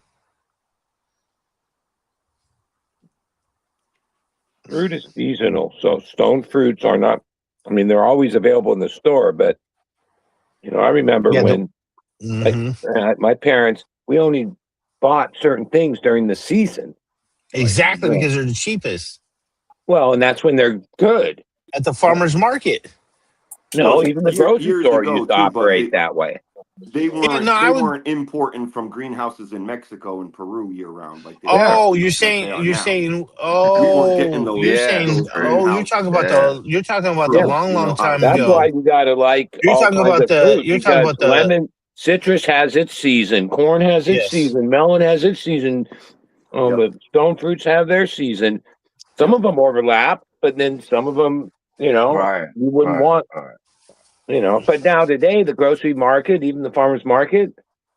Oh no, farmer's market. Because when I was in LA doing the catering, we had business at farmer's market. Yeah, I remember when the heirloom tomato season was over, and there was only a couple people that had a little of them left. And then you have to wait till the next time of year that they're back. Yeah, but now they're doing all those produces in climate controlled greenhouses and shit. Yeah, so you can and get importing them stuff from at the different opposite parts time of of the when world. it normally would harvest. Yeah, people want to have lemons and oranges available in the middle of the summer. They don't want to wait. And like I was in the fruit business for 17 years. What I noticed over those years was that the mainstream stopped really promoting this seasonal thing when things were really good because they want people to buy their product every day of the week, every day of the year. And if they kept that knowledge that corn season is August, September, you wouldn't want to buy corn in fucking April, even though it's there. Oh, it's I not don't bad. buy And like the younger generation doesn't even know seasons of that's not part of their. Those fruits are available year round. You're right. No. Strawberries All the fruit, and blueberries being a lot of fruit though I eat though. Yeah, those ones the are seasonal part. They would lose sales the rest of the year. People would go, blackberry, raspberries, because all stone available fruits year are an round. example of that. They're always available, but like some of those peaches and nectarines off season are bland and have nothing Yeah, to those it, are right? garbage. Yes, but Yeah, that's why I still go to the farmer's market if you like. Dude, no. That's why I support your love local living here in community. California. Support your local community at your Oh farmers markets. Exactly. Support your local And my thought farmers. about farmers market, Please. granted, like it's most of it's organic. That's part of farmers market. But what the strong point of farmers market is it's vine ripened, right? Yep.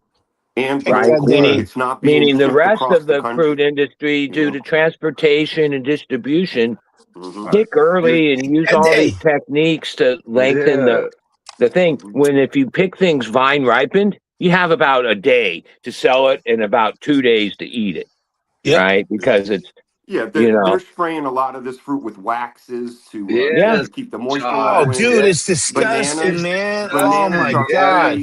Bananas Well, are here's the cut thing. Dude, I'm spraying my fucking shit I'm with familiar with it that because of non-toxic my soap. experience with the strawberry business, right? And I met the guy, this old guy, he's probably passed on now, that had the patent on these things that were the pallets that they use for strawberry distribution, right? Now, I was buying strawberries at the strawberry field that morning that were vine ripened, right? So I had like 48 hours to sell them, or they were mush, right? Yeah. But the mainstream strawberries were picked early, and this invention this guy made is this pallet that has like a plastic, like once you pack the strawberries in there, and then you zip it up, and they suck the oxygen out, and they shoot in nitrogen.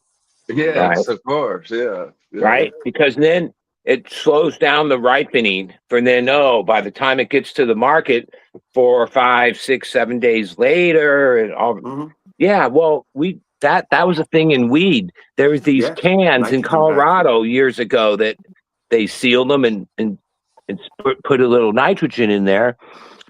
take out the oxygen to try to like displace preserve the weed. oxygen for the oxidation. Yeah, that's not popular anymore because that ruined the weed. It wasn't good, right? Like, it did. Right? Like no one does that anymore today. They're But doing that a lot in the supermarkets now, Bud, with like chopped meat. You see it in those nitro packs. It's like exactly super hard plastic. That's pumped with nitrogen. That's why that meat stays looking so red and doesn't oxidize. Right. Exactly. Yep.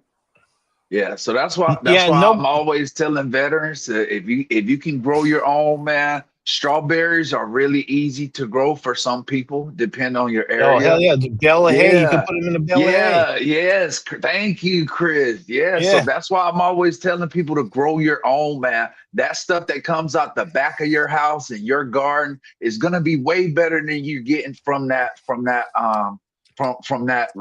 grocery store, man. So I'm just here's the thing with strawberries. I heard chickens and rats on Cheap Home Grow. They were talking about it last night. The strawberries are in the top 3 fruits and vegetables with the highest level of residual pesticides on them. Absolutely. Strawberries. Not so safe. Like if you're not buying like organic or from you have to buy organic or to grow your own, you're really eating something that's pretty bad. Thank you really so bad. much. I've grown strawberries now a couple of years. They are not a hardy fruit. You know, if that strawberry vine touches the dirt, that strawberry is going to go bad. You know, they are very fragile and they have a very short harvest window. You know, like Organic, like in food, is an important thing, but vine ripened fruits and vegetables is even more important. Which a lot of our modern way that things have gone. Yeah, vine ripened. That's why you go to farmers market, because you get vine ripened. People, it would be like cannabis is doing it at a big scale. They cut shit down as early as they can get away with, because time is money, and flipping cycles is more important than bringing it vine ripened. Okay, so that like that's why when you buy fruits and vegetables at farmers market, they're so much better, because they've been allowed to vine ripen. Right, which the only way you can, like, the business my brother had created at the farmers markets is most of the big farmers there, they pick the crop the afternoon, and then that goes to the market. Like they pick the crop on Saturday for the Sunday market. Whatever they sell, which they sell good part of it. Whatever they don't sell, they're not bringing back to the farm to bring to the next market the next day, right? Because, when it's vine ripened, oh no, it really has a very short window. You get, that's why when you go at the end of the day at the farmer's market, you get some real good deals. Yeah. Well, my brother's deal is that, we'd show up there. If the market was 10 to 1, we'd get there at 1:45 and load up from the different relationships he had with Tutti Frutti Farms and whatever, all these names. I learned that, they don't bring, it's not like, oh, well, pack up the rest of this and let's take it back to the farm. We'll bring it out tomorrow. No, they're picking whatever for tomorrow, that day, right? They're literally picking the crop the day before they sell it, where anything you buy at mainstream markets and stuff, that's weeks. It was picked early, weeks in advance, and they have all these techniques, nitrogen, temperature, to ripen it as it goes. Oh, but just wait until they start doing it with your cannabis. All right. So just keep in mind, people that's watching. So for those veterans, this is why I tell people, make sure you growing your own and you know where it's coming from. Okay. Because it's surely about to come when it comes to this this thing that they're doing. Hey, Bud, hey, Bud, real quick, Bud, I don't want you to freak out, but every once in a while, a giant black panther comes in front of your screen. So that's my kitty. She's a kitten, Nina. It reminds me of those videos when the big black panther's like walking through somebody's backyard. He looks really big in front of the camera like that. He looks she's gotten bigger. I've had her a couple months now. Oh, nice. It's Nina. She's more like a dog than a cat. Yep. Right? She follows like me those kind of into cats. every horse stall and works with me like a dog would, and eats everything. Like my previous black cat, Luna, it only would eat Fancy Feast. Like it wouldn't even eat real tuna, real salmon. Only Fancy Feast cat food. This dog will eat burrito. I mean, this cat, there's nothing it won't eat. It wants some of this cantaloupe right now, or the honeydew. That's awesome. Which is rare because most cats are kind of like picky about what they eat. This one eats everything. That's cool. I found out that the list of foods that are bad to give to cats, avocado. You're not supposed to give cats avocado. Yeah, you have to be careful, Manderson. Just get in a good relationship with your farmers, in your area. That way you can go. It used to be like this in the old days. All right. I can tell you right now, we may be going right back to the old days when it came to it, like community guards and stuff like that. That's always a good thing too, man. So Yeah, I understand what you mean when you say that, Manderson, when it comes to farmers markets too. Because you have to do some research too, man. Especially when it comes to your fruits and where you get your stuff from, man. So hey, that stuff is important. when I first met Sabrina, my wife, way back in '98, she worked for the Japanese tomato and strawberry farmers, where she went to farmers markets 5-6 days a week. Like show up there in the morning, they'd load up a truck, and she'd go to these markets. And what I saw then was the same tomato that was whatever produced wasn't organic, would be put in different boxes for the farmer's market that were organic. Okay, there was no now I'm not sure. A lot of farms, that's why building the relationship. You ever think that might be a state law? Yeah, but they have to have that? Laws are meant to be broken, dude. If there's money at stake, people are going to do whatever. Saying, Manderson said the Amish have a stand and sell veggies that have stickers on them from the store. Such a scam. But I was thinking maybe it's not maybe it's like you have to have what the variety is and your name of your farm, and that maybe that's a law that you have to have that in that state in Michigan. I had a fruit business for years, and we support all the local farmers that brought in small amounts of whatever from their smaller farms. But then we had to supplement that with going to the produce packing house or ordering other fruits and vegetables to have shit to sell. And there was no question. We didn't decide. We didn't try to, we were honest about what it was. But this was 20 years ago. Man. There was no comparison. You could never buy anything through the packing house that compared to somebody that brought in a few cases from their tree at their house. Is that the don't hate the player, hate the game, Manderson? Yeah, that's the reality. It's like having it at the right time, right place. Yeah. And I've noticed that mainstream markets all have their organic section, but that shit isn't even I don't even know what standard, but that's it might be better than the alternative, but it's not really. It's not real. It's bullshit. They found ways to make the extra money. Sometimes I think that some of the products are just better to because you can't always. Well, you could, but you'd have to work harder to attain your food through farmers markets. Than just going to the market. You know what I mean? So again, grow your own. All right, grow your own, people. Yeah, man. Grow your own. Something that's gonna sustain you and your family, man. Because I'm gonna tell you right now, I've been trying to tell people this message for a long time, and now people are trying to almost understand it. But I'm gonna tell you right now, it's look at the cancer rates in places. a lot of that stuff is coming from the food we've been eating and stuff like that. And we gotta start paying attention to that stuff, you know, and what we've Part of been the stuff they ingesting. were talking about yesterday in strawberries is some story that brought it out in the show.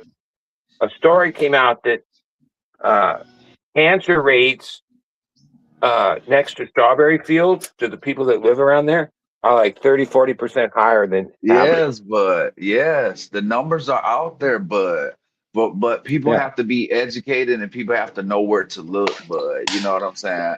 And that's why you know, Monsanto and all these other places, that's where they make their money at, you know what I'm saying? And so it's just a constant cycle of something that we just don't know about. And I'm telling you, now is the time to get educated and start realizing that these chemicals have been around for a long time, and these chemicals that's in our water, it's in our food, like John was saying earlier about the wax and shit that they put on our meats that we get in from the grocery store. You know what I'm saying? I'm not telling people to go and buy buy a whole cow and do all this other shit. No, I'm not telling people that, but trust your source. Find a reputable source.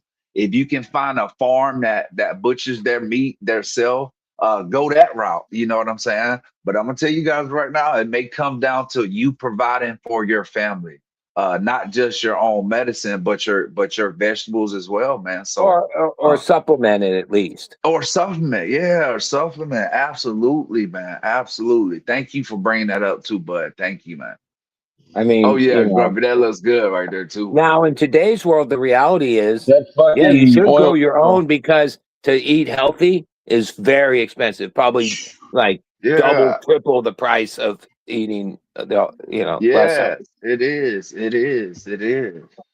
It is, bud. Yeah. I mean, yeah, And we live in a, that's by design, is it not? So It that only yeah, is. the people who everything's It by have the is. design. extra money, who could afford It all is. organic and all It these very natural it Oh, very processed much foods, is. only It those people can afford it. The middle class, it the lower it class, very let them much fucking die is. of cancer yeah. young. I That's mean, the Yeah. like point. Whole Foods is Thank an you. example of that. Look at the people that Thank can you. afford to shop at Whole Foods, right? Absolutely. You Perfect know, example. Yeah. Yeah. like even like a weirdest thing, like really one of the richest areas in my area is Encinitas, right? They Oh put a, God. they put a Whole Foods there. Yeah, guess what? It Unreal. shut down after a couple years because there wasn't enough business, or I don't know, but I remember the Whole Foods was next to my home away from home in San Rafael during the Terrapin Crossroad era. Oh yeah. This was like in 2012. One bag at Whole Foods was like $100.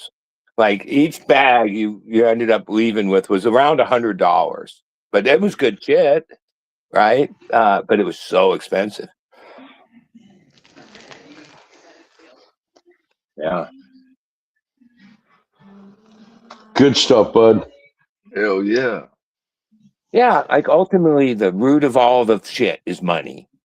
So like, Yes. and Yes. Yeah. like Yeah. John was Yeah. starting to point out, like, yeah, Yeah. just follow the Yeah. money and then you'll see the Re- true Yeah. true game. reduce our losses, reduce our shrink, right? Because Yeah. that's money going straight to the garbage, Right. or what would have been a sale that product now is straight to the garbage. Those are losses and increased profits. Yeah. That's the Well, mantra. Reduce our losses and increase our perishable things profits in the every grocery year. store Those numbers got to get better. They push are and push every year are to called improve those loss numbers. leaders. Like the grocery store doesn't make zero; they lose money on the produce section, right? You don't realize how much they're constantly throwing away, right? More than they sell, right? That just brings you in to buy the other shit. That's the loss. That's a loss leader, right? They have the produce And section that is a loser. here's a little side note on that. We would sell our garbage dumpster to pig farms. Yeah. Now listen, it wasn't a produce fucking garbage compactor. Everything went in there. It was garbage. It was a garbage compactor. But because there was produce and leftover meats and shit, they would literally sell that dumpster to pig farms. So, you know, go out and stand in line and buy your pork chops right now, folks, because that's what they're feeding your pigs. Well, you mentioned like when I was a kid, and again, we only bought turning our a meat. waste stream, right? A waste stream that they would have to pay for the garbage to be hauled off. Now they get paid by the pig farm to have it delivered. Yeah, So part of yeah, the just feed the conglomeration pigs era garbage. that we're It's in, just going in a human mouth and later on. the It's no big deal. brick and mortars have been eliminated. But when I was a kid, my mom only bought our meat at the butcher shop. I don't Yes, even know where yes, there's a butcher yes. shop, and God forbid the Right, prices at a right. butcher shop that exists would be just beyond, right? Mm-hmm. Yeah, we've Well, lost a lot of the entrepreneurship right, but businesses in yeah, our culture to the point where you have to work, you have to spend a bunch more and work harder to attain good stuff or healthy stuff. yeah, but that's one of those skills that people just don't know about. Being a butcher, that No, was an admirable job. You know butcher what I'm is a saying? dying Yes, yes, field. man. Listen, they're Yeah. no longer supermarkets are no longer getting sides of beef and breaking them down. These guys get pre-done cuts, Yeah. a big fillet, and then they just cut it into slices. They're just using a bandsaw to cut shit into little pieces. They are not breaking down beef and sides of beef. They're not real butchers. They're meat cutters. Hmm. I That's mean, exactly what they honestly, are. they're not butchering an That's animal exactly what they down. They're are. just taking cuts of meat that are already separated and just Yeah. putting them in packages for you. Right. I I used like. to be a manager at a supermarket. I knew the guys in the back. They would even tell me back in the day we'd get sides of beef. They loved it. To them, it's like they're Lucy on the conveyor belt now. It's just dumb work. They're just taking a piece of meat and cut it into slices and packaging it. They actually don't like Yeah. it. They liked and missed the old days when they could take a side of beef and really put their artistic whatever, you know what I mean, like their abilities into Right. it. Their abilities into what they They were A lot doing. of these butchers Yeah. don't like now that they're just hired to do dumb work. They're Right. not really Yeah. butchering. That used to, and I see some comments that's in here. Yeah, when we raised our own pigs, that used to be some of the best meat that, and we used to just share that with our community. You know what I'm saying? And when it came down to it, everybody knew that we had hogs. Everybody knew that we had some form of animal. Because guess what? A lot of times they couldn't feed themselves. You know what I'm saying? Especially growing up in South Carolina. Yeah, absolutely, man. Absolutely. Yeah, and I'm gonna tell you right now, we may be coming back to those days of maybe bartering and trading some shit. You know what I'm saying? Because maybe our money system might not be what it is. So, but yeah, yeah, man, yeah, it's a lot of stuff to think about when you start to grow your own stuff. Absolutely, but it's always gonna be better than the other decision. So.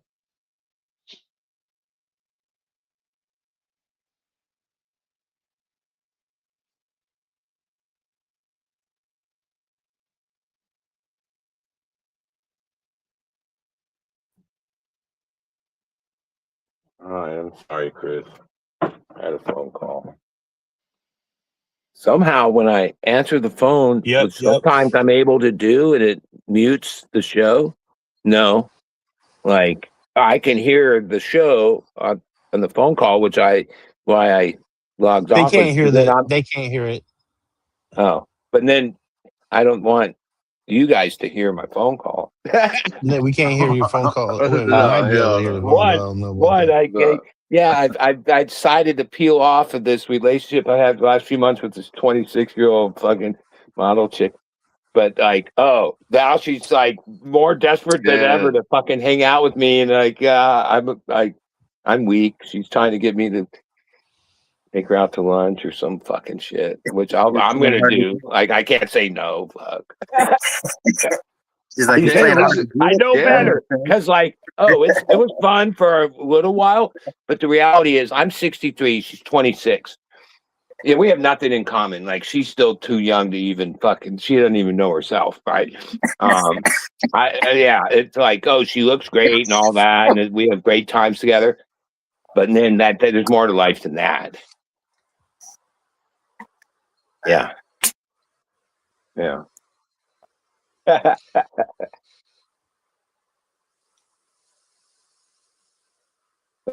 Doesn't make it that you just can like not act on it. I don't know. I'm a guy. Shit.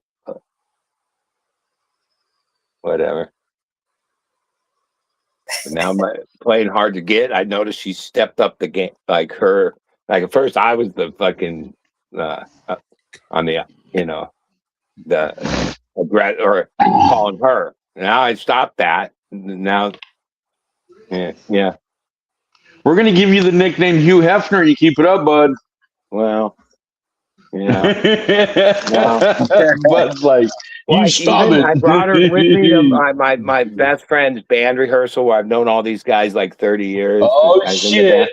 And I was like, the next weekend I went and I didn't bring her, and then they were asking me, and I was like, baby daddy's so fucking. Two of the guys basically when I said yes, just enjoying everyone talking. I was watching him. I'm like, look at it. She doesn't even look 26. She looks like maybe 21, right? And it maybe don't take me long, Grumpy. It don't take me embarrassed. long. I was like embarrassed. I didn't want to because 2 of the 5 guys were like, yeah, my daughter's older than her. And I've known their kids since they were little kids. Like, that doesn't feel good to me. That's great. Like, if the girl you're with, you don't want to take into your life because you feel that way. Well, that was one of the decisions where I decided, I shouldn't be fucking with this girl, that she's too young. Right. You guys have a good day. I got to go get my fucking medical squirt renewed. Oh shit, that's what's up, Grump. That's good, man. Yeah. Good, I keep man. I keep it up every year, bro. No matter you got what. to, man. Yeah, that's man. Right. Okay, good, man. Good. We'll see you guys. Have a great day. Great fingers. Much love. Have a great day, bud. Baby daddy. You had a great show, baby daddy. I loved your show. It was awesome. So much, God. Appreciate the medical thing. I find it ironic that basically we legalized weed, Prop 64, or different rec weed across the country, which basically wiped out medical weed that was Prop 215 and the system before that. And now the federal government is coming in with Schedule 3, right? And going back to medical, but they destroyed medical, right? Like it's weird that now we're going back to medical when we had medical for like 16, 17, no, like 20 years. Like and 98 or 96 is when we voted for 215 in California. By 2016, when we brought in rec, we eliminated, like, I don't even know. I used to drive around and see the doctor's offices where you could get your medical marijuana thing. Those don't even exist anymore.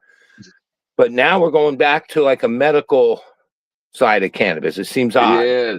Yes. Like, why would I've been trying to tell other veterans. Thank you for bringing that up too, Grumpy. I'm sorry, man. I know you was trying to leave, man, but I know some other veterans that's trying to get their medical marijuana card. Look up Weed for Warriors, okay? For those veterans that's joining us, you can look up Weed for Warriors, and then you can go on there and they'll read up a little bit about the program and what it is and how they do it, okay? Because once you sign up, you're able to get your script from a doctor. It's pretty much, I think, I mean, it's very minimum cost, you know what I'm saying? But it is a way that you can get your script within 24 hours, you know what I'm saying? So Weed for Warriors, especially here in California, look them up. They do help out veterans. That's how I got mine too as well. I even got my grower's certificate and everything through that website, man. So just keep that in mind. Yeah,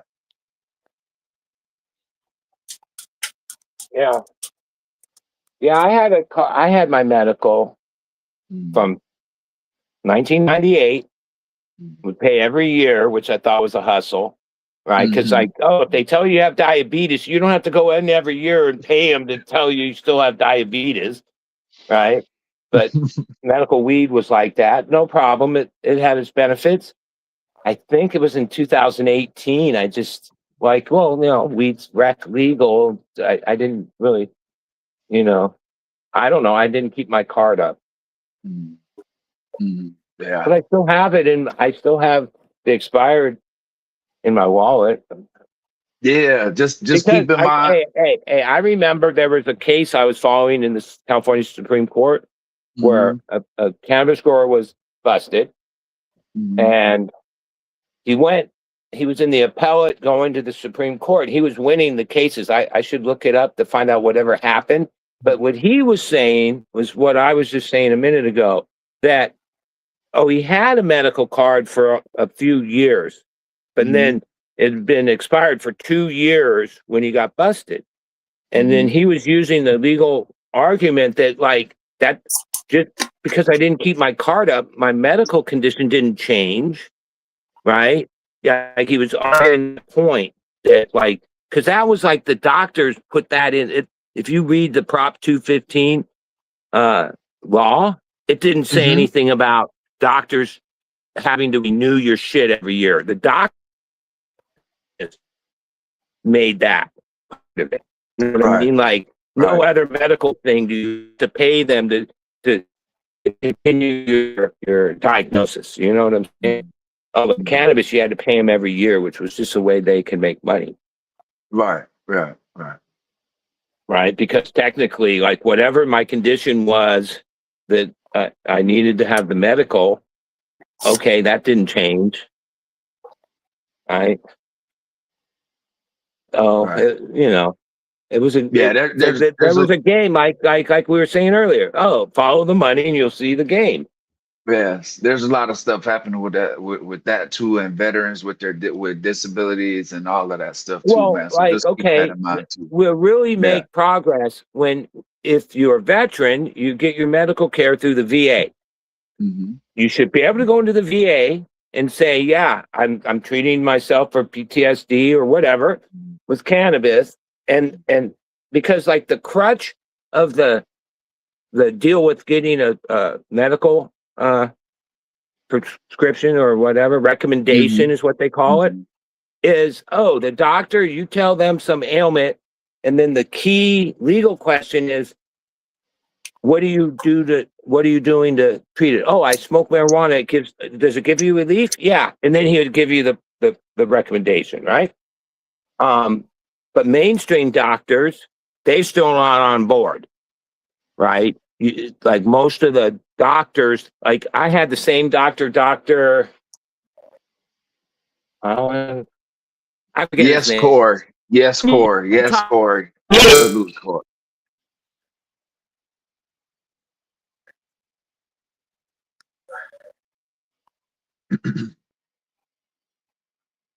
Yes, Corey. I was just looking at your age guy. So he was doing Botox. I tell my friends, because at that point I had no other doctors. I wasn't going to other doctors for like 35 years. I didn't need a doctor, but I tell my friends, last person I would ever want advice, real medical advice from, would be my cannabis doctor I had for like 20 years. He was a what do you call him, fake doctor? He wasn't he wasn't someone that would know anything about other medical shit. He knew how to make money too in different ways. Youth, his main thing was youth, and then he added the cannabis thing. Yeah, doctor, whatever his name was. I understand. It is what fake it is. Doctor. There's a name for it. I forget what we call those guys. The quack. Yes, Rick Chaos, thank you, man. Cannabis is starting to be a little bit more accepted than what it used to be. When it comes to the stigma too, as well. Coming from South Carolina, I can tell you right now, there was a stigma that was behind it, and so yeah, man, I stayed away for a long time. I stayed away from cannabis for a long time when it came down to it, man. So just keep that in mind. And that's why I started my channel too, as well, man, to kind of get rid of that stigma, because it definitely is, man.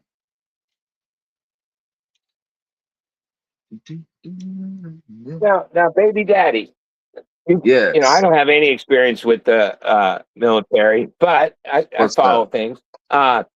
Okay, so in the past we had a conversation on here about the prevalence of alcohol, even when you're deployed, right? Right? Drinking is a thing. Now that they know that the benefits of cannabis, wouldn't you think that, well, it's less damage to the people if they use because, like, oh, if you got caught using weed in the service on Zero even tolerance. no Zero tolerance, right? But alcohol is tolerated even though it's doing the damage and probably absolutely. right? Like, so we're really not making much real progress. You know what I mean? Absolutely not, Bud. Thank you for bringing that up too. I do appreciate it. Like you're right. We did have this conversation on here. The Navy, you know, I'm familiar with the Navy. I'm not familiar with any other branch. But I can tell you right now, the Navy was the drinking branch. It just was what it was. You know, I can tell you, I can go online right now and pull up a picture of some sailor somewhere getting hammered drunk, you know, and that was acceptable and that's fine. But I can also tell you, from also being a functioning alcoholic, while still being attached to the Navy, it wasn't something that was so much frowned upon. It got to a situation at one point to where people were getting hella DUIs, you know what I'm saying? And yeah, that's so what yeah. that's what my grandfather did during the Korean War. He was a Navy MP, and that's all he did was bring in fucking people in that were drunk and shit. You know, put them in the drunk tank and shit. Yes, man. That's all he did all night long. Absolutely. Drunk tank. Yeah, in the Korean War. Yeah. And believe it or not, Chris, in the military, in the Navy, it was acceptable to get a DUI. And if you had a DUI, you would get advanced. You know what I'm saying? That meant that you were a hard charger. That meant that you were a work hard, play hard type of person. Work hard, play harder type of person. Yes, buddy. And I imagine if you got possession of cannabis, you were kicked out, right? Of course, yeah. There's no zero tolerance. There's zero tolerance. That's what I tell people, bud. The drug, you know what I mean? Like, progress. And so that's why I haven't started to correct that shit.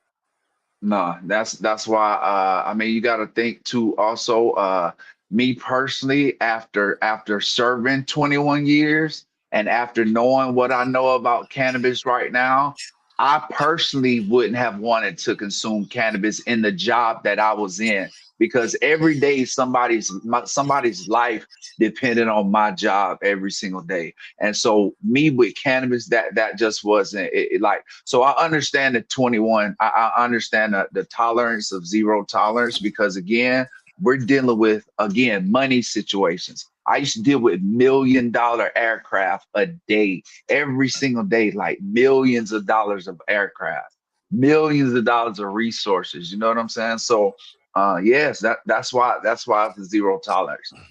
That's why I think it probably should still remain a zero tolerance until you get out, until you get your DD-214. Because I can tell people right now, by the time I was getting out of the military and I had got my DD-214, I had plants that were growing that were already probably 10 foot tall, you know, and I couldn't do shit. I couldn't partake. I couldn't smoke. So I had to give all of that shit away to other veterans. I had to get, you know, I had to see if it was good enough to continue to grow. And so, yeah, man. Yeah. Absolutely, man. So I can tell you right now, it's just one of those things, bud, that now, especially with, that's why I have this channel too as well, man, because I've learned a lot from Chris, man. Yeah, that's why I have this channel. And don't be telling people that. I'm trying to support your channel too as well. I believe that progress will come, but it's going to take fucking a long time, man. Like it is. Yeah. It really is, You know, but it is, but it is. And like I said, I don't know, I man. mean, I Hey. don't know if you guys know I take a risk coming on here and telling people Oh that I yeah, we know use that. can okay, Yeah, cool. yeah, Thank you, yeah, yeah. man. We you Thank don't. That goes without saying. okay, thank you. You know, my Thank you. dad says that the first thing he said. Yeah, that's the first thing my dad said when I was talking about you and everything. He Okay. said because he's a veteran too, Okay, cool. Shout out to and him. he goes to the VA office all the time. I do too. So Yeah, yeah, so Chris. I use the yeah. I use the VA. I have to use the VA because that's where most of my mental health care comes from. Is the VA, and so Yep. yeah. Yep. yeah, yeah. Yeah, that was the It's first thing he said well, to I don't me. know what you call that word, but it seems like they're not using. They're not changing with the times, or they're very slow to accept Of the course, reality. they're the Of government, and course. also they're the military. It's the Yeah. slowest changing thing. Right. It is, man. It is. It really They is. have what is it called? Yeah. You said that they have traditions, Mm-hmm. and they Customs, like to hold customs, to those courtesies, traditions, and customs, traditions, traditions. and They have things courtesies that they as well. uphold to. Right. Yeah. There's certain custom courtesies and traditions Hmm. that being in the Navy, that it has. Unfortunately, drinking and party was one of them. So No, I it is. agree. It was going to port. Going to Yeah. port and fucking you were able to go Yeah. fucking get shit Yeah. like you said fucking Right. or Right. dude fucking go out and party, man, when you jump and go Right. out and port, Right. like I mean Right, that was Chris. the thing, right? Right, And then my Chris. grandpa would come and get your ass and bring your ass back to the ship and throw you in the clink until you fucking sobered up. Yeah, Chris. And since your ass, Yeah, he was I'll tell you. basically a fucking babysitter. He wasn't busting any crimes. He was just fucking collecting drunks, reeling in the guys that couldn't fucking handle their alcohol. Yeah. Yeah, it wasn't like he was part of that. What is it called? What is it called? The fucking oh my god, what is it? What is it called? When you gotta go up against go into the fucking go see the big guys because you Oh, just got CO's math, captain's math. no. I'm talking about the police, the high police. That you get charged with the crime. Yeah, What you is it have called? to. Yeah, you get NJP, non-judicial punishment from your CO, your commanding officer. Yeah. He's your. But I'm saying where you go up and you go. It's like if you're stealing weapons and shit, and they fucking bust you for stealing weapons and shit. Oh yeah, like court Yeah, Court martial. those, They got martial. court martial. Yeah, court yeah. martial. Yeah. But who are the people that do that? What are their names? Jags. They're called Yeah, Jags. that's what that. Thank you, thank you. I was looking for that word. You finally gave it to me. Shit, fuck. Yeah, and Skunk I couldn't Eight. remember what the fuck it was. There was a TV show called that. Unfortunately, Skunk Eight Glassworks. That's what happens when we get stationed in other countries too, as well, man. It's just one of those things, man. Unfortunately, that happened. I'm very sorry. Yeah, it's ingrained in Germany to drink. Yeah, and so that's what Yeah, that's where happens my when dad we. was based. Okay, gotcha, Chris, gotcha. Yeah, Oh, dude, he gotcha. learned how to drink good over there, dude. He brought a whole bunch of Yeah, beer steins home and yeah, shit. man. And he brought my sister home from there. She was Okay, born on the Frankfurt Army base. okay. That's what's. Oh, okay, cool. And then Skunk Eight Glassworks again. Like I'm not a. Hopefully he gets the help he needs, especially when it comes to PTSD, man. But yeah, yeah, for sure.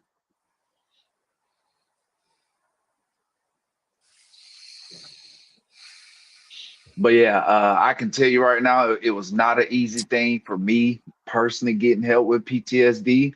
I basically had to tell them, hey, look, man, I'm pretty much ready to end it all, and then that's when I got the help that I needed.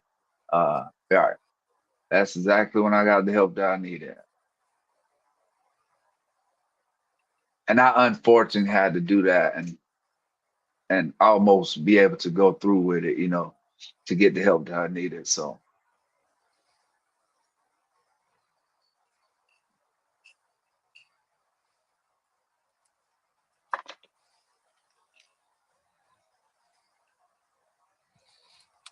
Oh. Let's see. There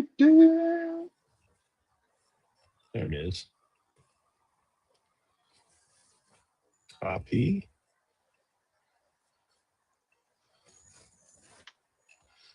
Chris, Paste. I really would like to try to grow along with you for your indoor tent. So whenever you get ready, please let me know. I really would like to yeah. Yeah, dude. Everybody's gonna be able to see Okay, how gotcha. horrible I do. No, man, no. First of all, you gotta get rid of that shit. You gotta be confident, man. It's gonna be easy, man. It's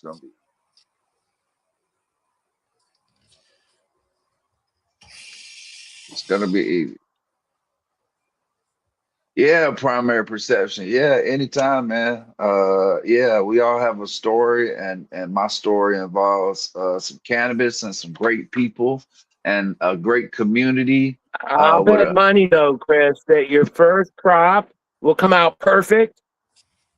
Beginner's luck, and then right. like 2-3 crops in is when you'll get hit with Thank the you, shit that bud. happens. Yeah, You know, thank you, bud. Yes, thank you, bud. like Yeah. I say it all the time. I don't know if it means much to other people.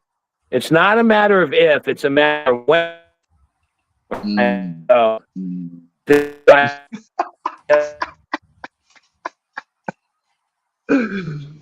Yes, can't make this shit up.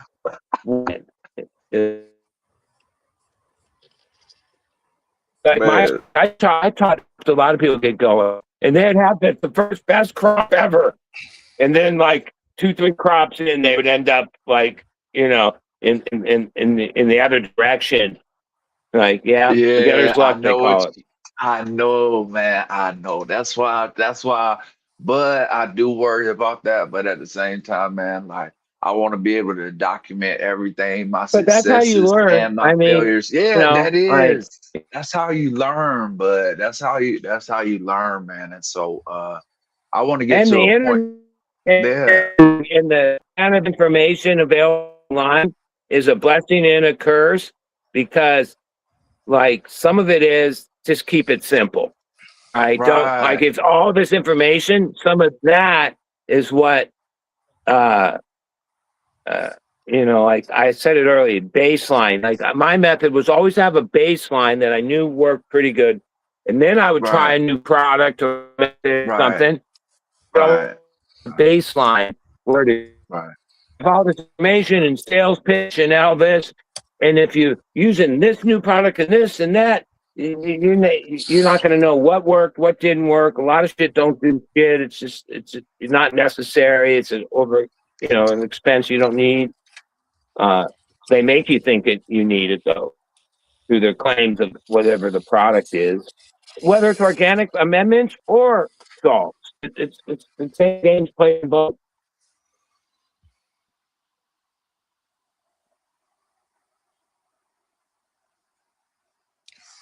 I mean, I'd say this even out like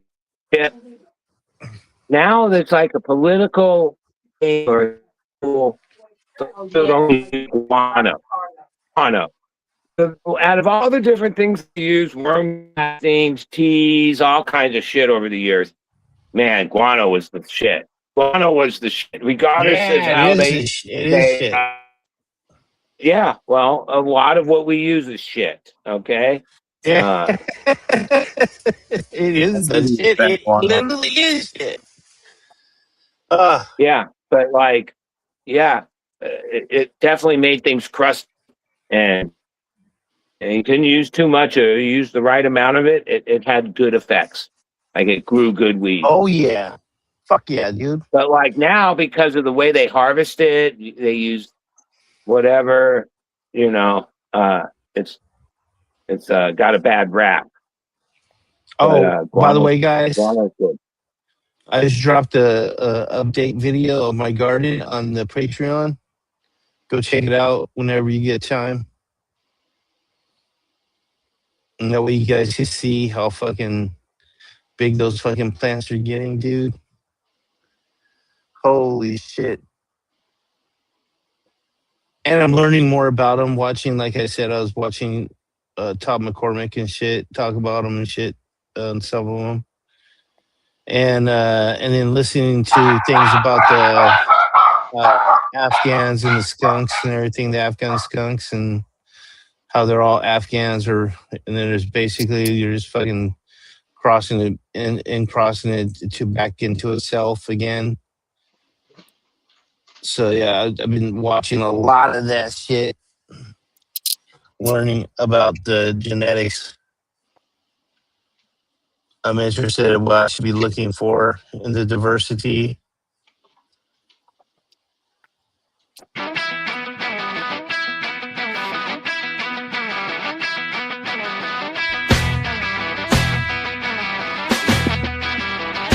Joe from Northstar Genetics. Breeding seeds, getting them certified. Northstar Genetics, where the dreams reside. Oh yeah, spreading wide. Genetic supply, happiness supplied. Oh yeah. How's everybody doing today? How was your weekends? Hi, Joel. Dude, great. We're just about to get into today's topic, which is the invisible killers. How to spot and destroy the subterranean pests. And we're live. Best way to avoid that is to grow in a fucking pot. Yeah. So check this out. Yeah. Don't dig a hole in the ground. You don't have to worry about them as much. No, I have fucking ground rats or moles, whatever the hell, all over the property here, and I have to use the gopher cages for all my trees and everything because they will just destroy everything. So I don't know if that's a good idea for cannabis. I wouldn't doubt. Why not plant your pot with a nice cage around your root ball too if you're gonna put it in the ground. All right, I want to show some scary ass pictures right now, and I don't want you guys to get scared too much and shit. And I realize this is not what you guys want to look at and stuff. It's very scary and shit. So okay, all right, now calm down when I show this picture. All right, here we go. All right, now calm down. It's not there. It's not real. This isn't yours. This is not near you. But these are root aphids. If you haven't seen them before, you're a lucky person. They're not truly. So with root aphids, this is what you're going to be. So I put a bunch of information that I gathered and put it into the description. They're easily these are easily the most destructive because people constantly make the mistake of them for fungus gnats or simply nutrient deficiencies. They suck the sap right out of the root system, starving the plant. How to spot them? Above the ground, the plant looks like it has a severe zinc or iron or magnesium deficiency, yellowing, curling, stalled growth, but won't respond to feeding or pH corrections. Yep. How do you spot them below the ground? Pull a plant out of the container, look for clusters of white pear-shaped bugs, white, green, or pale yellow on the outer root ball. They leave behind a chalky white secretion that looks like white fungus or mold. All right, live. Okay, so the fly trap, when they mature, they grow wings to find new plants. Unlike lazy fungus gnats that drift aimlessly around the soil surface, as winging root aphids fly with absolute purpose straight up towards your light. Check the tops of your light fixtures for their dead bodies.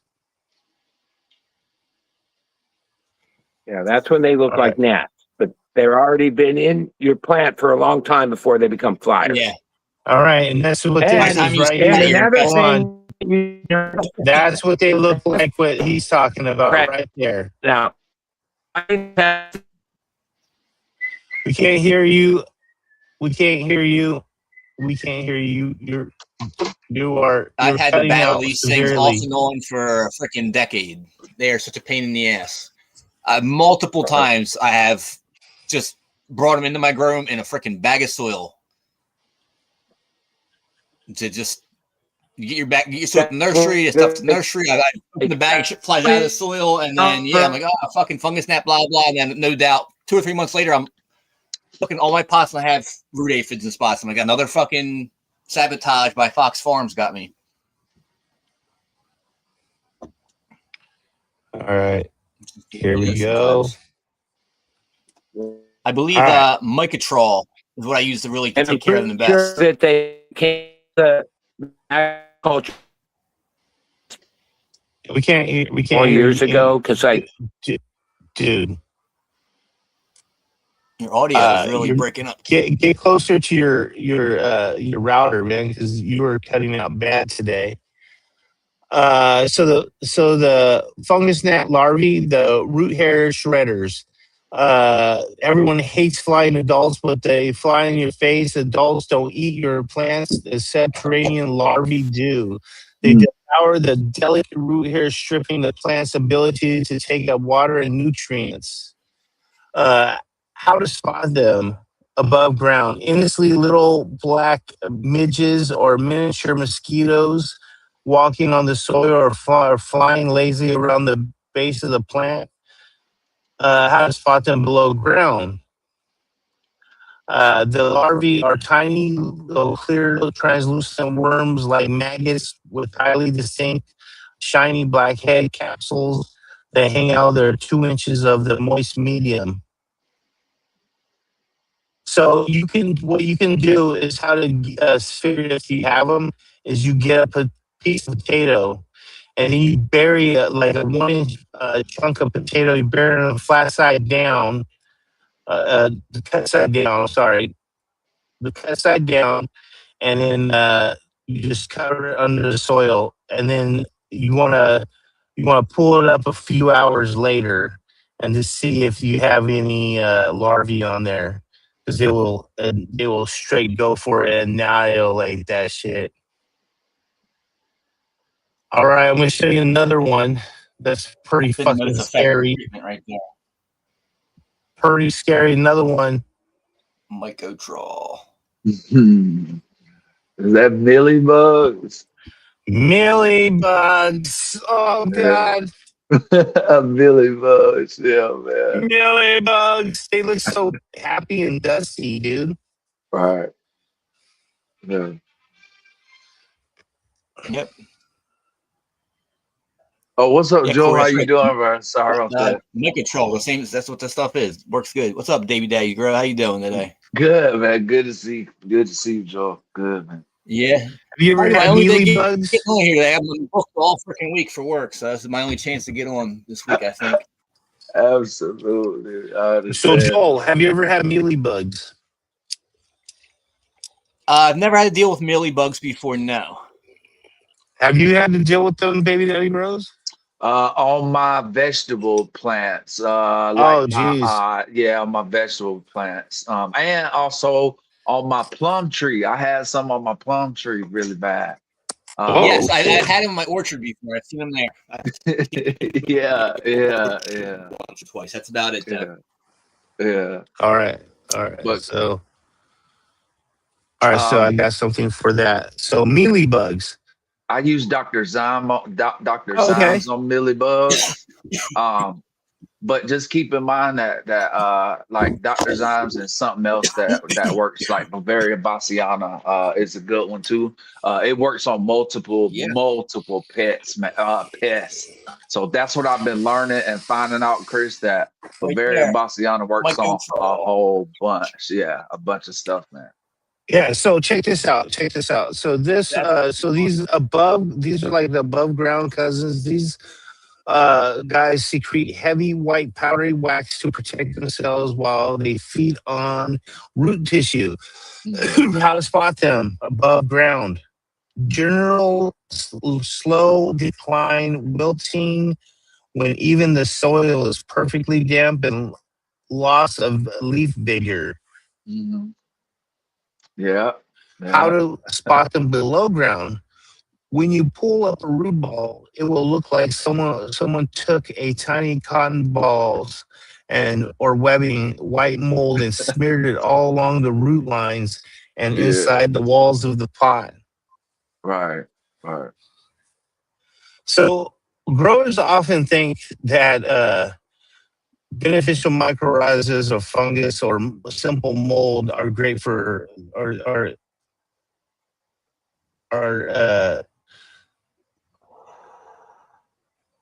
mycorrhizas wrap around the roots like fine webs, whereas root mealybugs look like distinct chalky clumps, and you can physically scrape them off with your hand.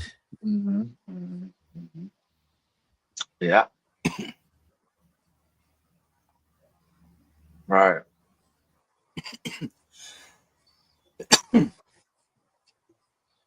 Oh boy. Yeah, they're a problem here, Chris. Like I said, I have them on my we I got had 2 them on buddy kilowatts.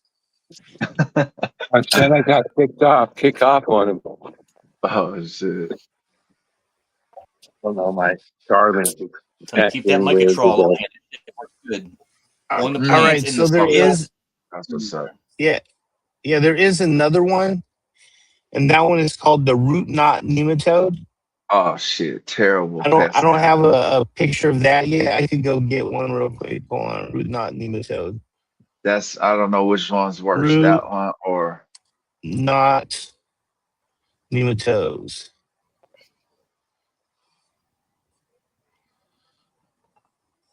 Oh Jesus Christ! Here we go.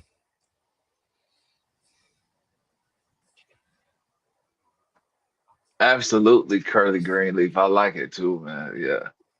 Hell There yeah. you go. Root knot nematodes. See, this is what they look like right here. These are root knot nematodes. This is what that does to it right here. All right, so I'm gonna go back over here.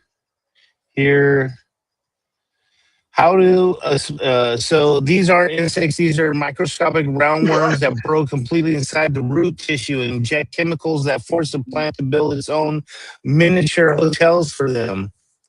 How to spot them above ground? Stunted plants, yellowing of the leaves, massive wilting during the hottest part of the day, even if the medium is wet. How to spot them below ground? Severe swelling, knots, and galls are all over the root structure. The roots look like deformed stubbies and completely lose their fine, fibrous hair network. Nematode damage looks like knots or tumors on a rope. Once the galls from the root's vascular system highways is broke and nothing is getting up to the canopy, I think they drop off. So yeah, that's another fun one. Have you ever had those? Nope. Pretty sure I've had them before. Tell you what, the worst part about any of these fucking root issues is that your plant's like sending out signals every path in the garden. Hey, I'm feeling sick. I'm really vulnerable right now. Come and get me. Yes, come get me. Thank you, Joel. Yes, Joel. I'm glad that you said that, Joel. That is right, man. That is very true. I mean, once it starts, it's hard. I mean, when it's in the roots, it's hard to deal with, especially if you got a plant and you're like in flower. I mean, you gonna do just kill the plant or take it too? I mean, meanwhile, it's sending out signals and it's drawing in more pests to your garden.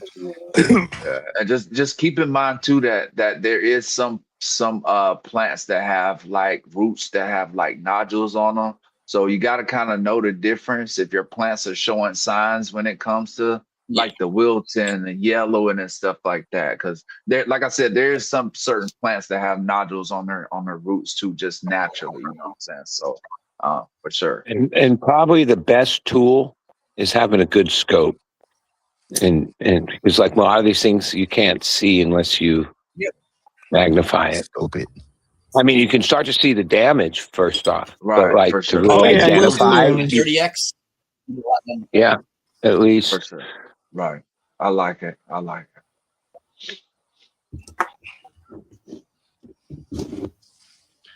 Yes.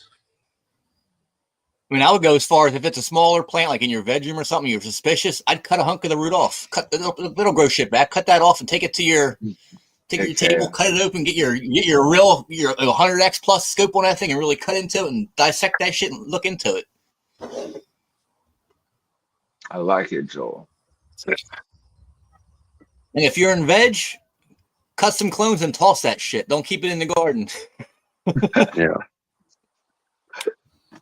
Get it out. I like that. I like it.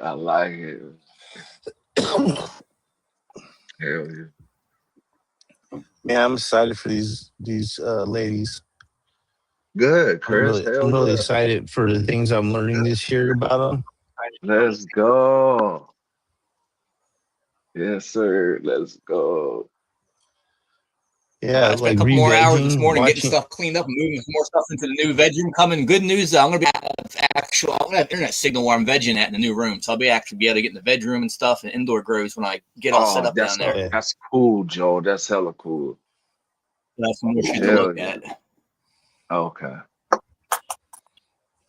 And I just pulled that LA Confidential Times Violet off the drying rack today. So I'm going to be shucking MC probably this weekend. You are a pretty horse. You know that? Look at you. It's a pony, Chris. This is a pony.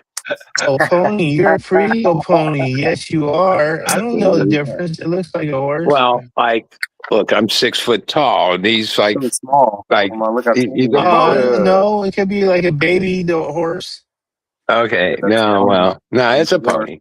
But what I'm trying to show is he has bright blue eyes, which is a rarity in horses. Yeah, it's a very pretty horse. I mean, pony. Sorry, pony. It has like pale blue eyes, which I'm used to now. But when I first met Harley, this is Harley. Yeah, it was haunting. The blue eyes tripped me out because of course it got brown eyes. Yeah, beautiful. You're a beautiful pony. How are you? What's your name? A horse will stare into your soul, man. A horse. Exactly. Yes. Exactly. Cannabis is a very healing plant to grow. It has like a soul thing going on. Yes. But horses are like another whole. Another degree, but like I said, I did some horse. They call it equine therapy, right? Yeah. And it was amazing. It was pretty good too, man. But yeah, that's one of the things too that they're coming up with to help people as well with PTSD and anxiety and depression and stuff like that. Working with horses, man. So definitely love what you do, man. But I knew we was connected from some reason. You know what I'm saying? Yeah. The plant connects. The plant connects, peoples. You know what I'm saying? So I definitely appreciate you showing, man. Thank you. Hell yeah. It's like I technically right now, I have an outdoor grow, but after 35 years, I threw in the towel. Right. And then, I find myself with the horses, which it's like, well, if I can't do my number one passion, my next number one passion are horses. Yes. And they're beautiful. Why wouldn't you want to do that? Yeah. They're awesome, except for if they want to hurt you and stuff, then they can. No, they don't want to hurt you. I know, but I'm saying if they do want to. When you approach them, stay out of the blind spot right from in front of them because they will. Well, a lot of people don't realize. Explain to me what's going on with that right there. What's going on? Oh, it's a fly. It keeps the flies out of their eyes. Right. But they can see through it? Oh, yeah. It's a mesh. Yeah, it's a mesh. Oh, it's a mesh. Okay. I thought you were blinding it. All right. No. Yeah, because otherwise flies. So this is like a superhero mask for a horse. Yeah. Nice. It's like fucking spider horse. Spider horse. No, like one thing I learned about horses, like as you meet them or what, you know, especially people that don't know, horses have smelling use everything. Like that's their main thing, right? Like, Native Americans used to say that they blow they into want their to mouth, smell you, their smell your nose, hand, smell you, and your then that's breath. how they know you. You know. Yeah, they want to smell your breath. They want to smell everything. Yeah, they're very, you know. Hella inquisitive. I love horses. They want to make sure that you're not eating horse. Well, they definitely like know your vibe. They know your vibe. Like they know your vibe. Yeah. You look like a superhero horse. That's awesome. Like they can feel your vibe. Right. Every time. Hell man. yeah. Look at them. Yeah. They definitely will. This is called Cookie. Tell. It's a female, Cookie. Oh, female. She's beautiful. Cookie. She's my favorite. She loves me the most. She's beautiful. You see a mask. Yeah, she's beautiful. She's awesome. Look at it. Yeah, she's a superhero horse. Yeah. Well, our relationship as a species, humans with horses, goes all the way back. I mean, it built most of our It does. like, well, before there was like electricity, gasoline, diesel. There was horses, okay, and you know, like most people have disconnected the relationship humans and horses have had for thousands of years. But it's so crazy you mention that because what I'm studying right now is talking about the migration and all of that stuff of domestication of animals and shit too. And so that's why, so I definitely dig what you're saying right now. Oh shit! Watch the front legs and watch it stomp because it's telling Bud it wants something. It's like, this one stomps a lot. It's telling me it wants either a carrot, a cookie, or some hay. But I've already broke her off this morning. Stomped and then it walked away and said, "I'm done. I forget him. He's not gonna." Hell yeah! I told you, man. Horses are awesome, man. Horses are man. Horses are awesome, bro. Yeah, people don't see signs in animals when they do hang out with them. You know, like they'll look at you, they'll look at eyes, they'll cry, they'll do all the things that we do. You know, like and then they'll comfort you when you're crying and all the same shit. So right, man. Right, green finger. Can you give a horse an edible? Korea. Well, yeah, there's people that do. I personally don't because I don't know all the results of it. I imagine at some point horses were wild and they eat grasses and stuff that they ate hemp when it grew wild, right? Feral hemp. Like, so they probably, you know, could, you know, like, I don't know about giving them an edible, but that they would, if I had some like fresh leaf, I'm sure a horse would gobble that up. They like that. That's what they like. Grasses and I've given not my horses, but the horses I used to watch a few branches of weed before. Like back in the day, they were seeded weed, but they ate it. They ate the whole branch. We know that because it happened on here. Remember when it happened to the shooter? I think his horses. Oh yeah, hell yeah! It's right. I remember that. And then the other shooter, the fucking. I think the goats got it. I think the goats got it the last time after that. Right. Goats eat everything. Yeah, the fucking siding off the house. Right. Clothes, fucking trash. What's siding off the house? They don't count. Yeah. When I first got to the homestead, the goats were on the power lines, walking across the lines, and I was like, "What the shit?" Yeah, they found their way up to those big old crazy power pole, like the ones that got X's, and they got all the just fused. Yeah, they got up on those lines and they were walking across. And, I couldn't hear them anymore. They got further and further away. They just took the fuck off. Yeah, they're really freaking cool animals. They are so much work to take care of. They'll escape from anything. They'll get into everything. They'll eat everything. They're stubborn as shit. Yeah, Joe. It's so crazy. There's a company here. But they are so cool. There's a company here that's like they'll charge you. I think you're like maybe 20 to 30 goats. You can bring all the goats to their property and it just eats everything on your That's what they property. do here. Yeah. And they basically just cage them up, and they'll eat everything on your property, man. That shit's hella cool too, man. Instead of bringing in hella heavy machinery, knocking all that stuff down, it makes sense. So I understand it. Yeah. That's what my neighbors did. They had about I'd say one corner of their property was all fenced in, but the one corner of the property was overrun by black bear and all kinds of shit. Probably close to about a half acre worth of it. It didn't take them, I don't know, month and a half. Not even. It was clearing the dirt. Yes, Joe. Yes, man. Yeah. Now they still have 2 goats right now, but they have their property basically sectioned off into like 5 different sections, and they don't have. And you never hardly ever hear yard equipment running. They just move them from different section. Those suckers mow it all down, everything. Yeah. Saplings growing, weeds, grass, nothing, just dirt when they're done with Okay, so there's a spot over on the river that they're fucking they're kind of like rebuilding and revegetating, so they're watering it. So, I was thinking about broadcasting some radish seeds and some other seeds over there. That's cool. To get those out there fucking growing too. That's cool. Because those things are, what they call them again?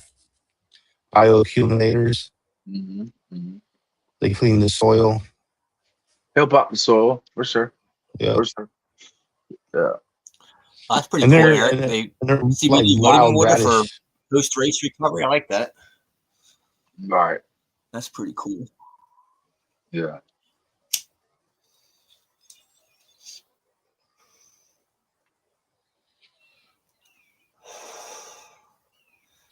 What do you mean? I had a task later today of pulling up my septic pump. It died on me. Oh, man. Nice. Yeah, I get to pull that up today and check the specs on that so I can order a new one. And I was like, fun. Oh, geez. It passed away. Buzzing coming. All right, I don't hear the pumper. I swear I heard the thing buzz. I'm like, maybe it's my head. So I swear I walked by. It was all quiet. I'm like, that's a damn. Yeah, so I went there. I'm like, all right, let me check it out. Hit the button for advance it manually. Nothing, like no water. I'm like, fuck. I go over to the tank, lift it up, and it's like that far from the top. I'm like, oh, son of a bitch. Dang, dog. Someone had some extra lasagna one night, and she had plugged up the system. A lot of cheese are out of Chicago Fire Pizza. Oh my God! Can you imagine those things? Oh, dude, those are hey. I don't give a fuck what anybody says. Chicago deep dish pizzas are fucking awesome. I wouldn't call them pizzas. Damn. I would call them more like is that Bud? I'm sorry.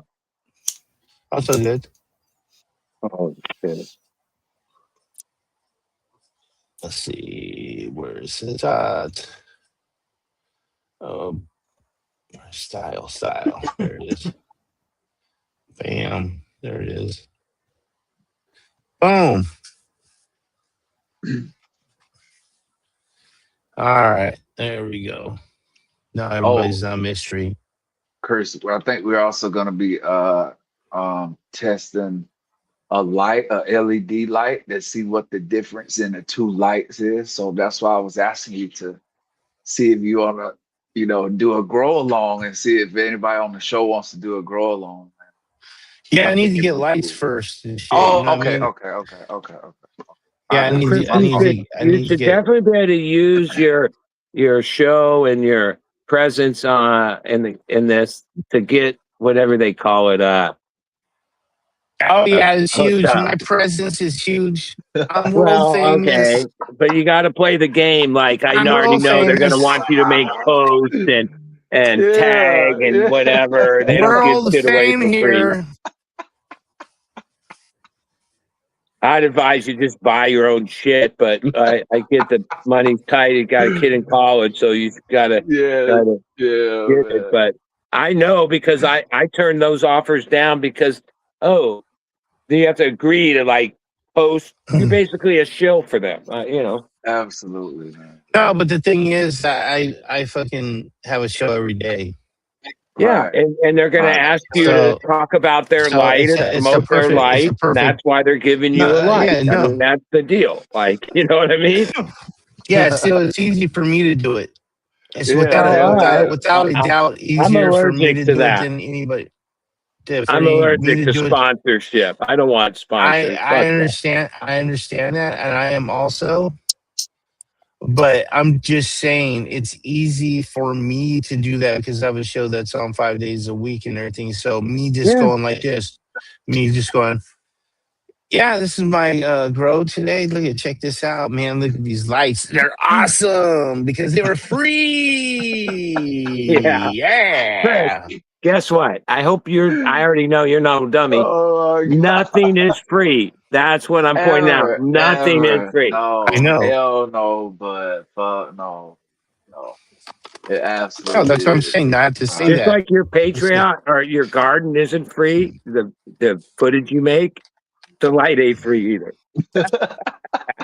I like that, bud. That's hella good, man. It's okay. It's okay. I don't expect everyone to be a weirdo like me, but I'm allergic to that shit. No, you know what I'm saying, but yes, man, me too, bro. I can tell you right now, fuck that. I'm good. Yeah, the sun's free. Yeah, man. Yeah, Hell yeah, bro. That's hella good. That's true. Too. Hell, that's why they don't want solar power to take off. You know what I mean? Like every new house should be have solar built into it, not something you have to put in afterwards. Absolutely. Right? That's simple. Oh no, the sun is free. They don't want to give it away like that. I think there should be a lot more incentives, and they should just have you do it, have it done for free, basically. Well, like the big rub in it is, you should. Most of the solar, you have to connect and sell the power back to them, and there's like a lot of hustle in that. Where, if you had a battery storage thing built in too, which that's where a lot of the expense is, then you wouldn't need to sell it back. You would just use it. You know, also selling it back is a hustle too. Like you don't make as much as they make. I'd like to get the Tesla wall, and I would like to get the roof too, as well as their tiles that are like roof shingles and shit. I think my roof is perfect for that shit. So yeah, I think it'd be a good one to do. Yeah. Plus, I'm gonna need a new roof in the next few years and shit. So, that would be awesome to get that done. Hell yeah, it'd be awesome. It's got to add a lot of weight to the roof, right? You would think, or do you think this? Well, I can tell you, my friend bought a house, and he's a general contractor. Okay, it had solar, right? And but did he have the solar tiles, the ones that were the shingles? Whatever. They installed the solar years ago. Okay, that roof was replaced before we put the solar in, but they did the solar and left like full. So the roof leaks. And to what do you get? Remedy with the warranty, all this? Oh, that company had been bought by another company, so all the old companies' work wasn't taken care of like that. So I mean, what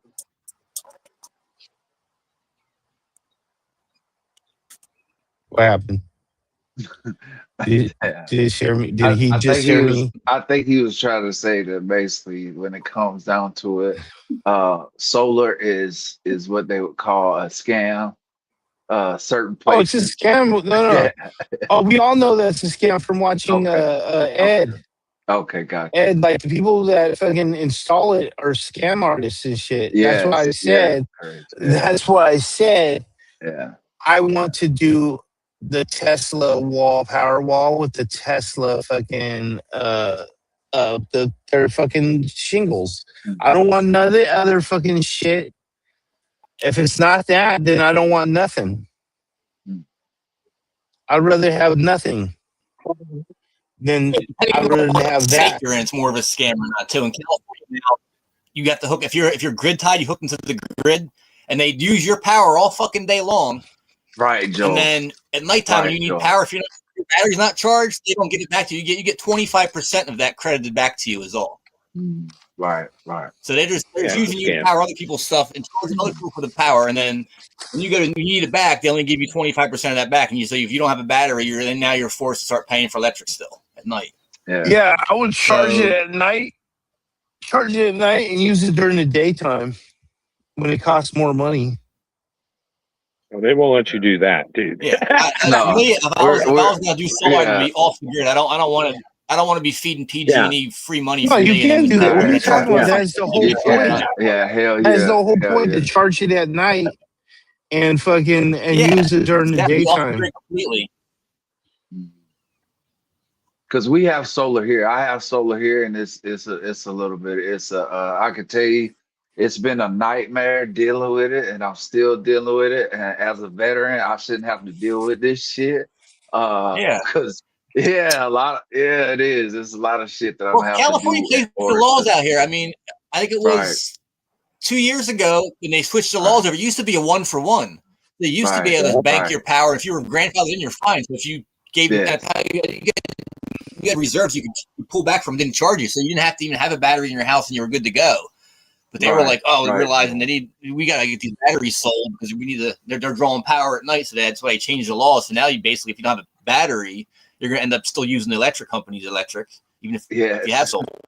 Yes, and I so definitely would. Now you got to get the battery going.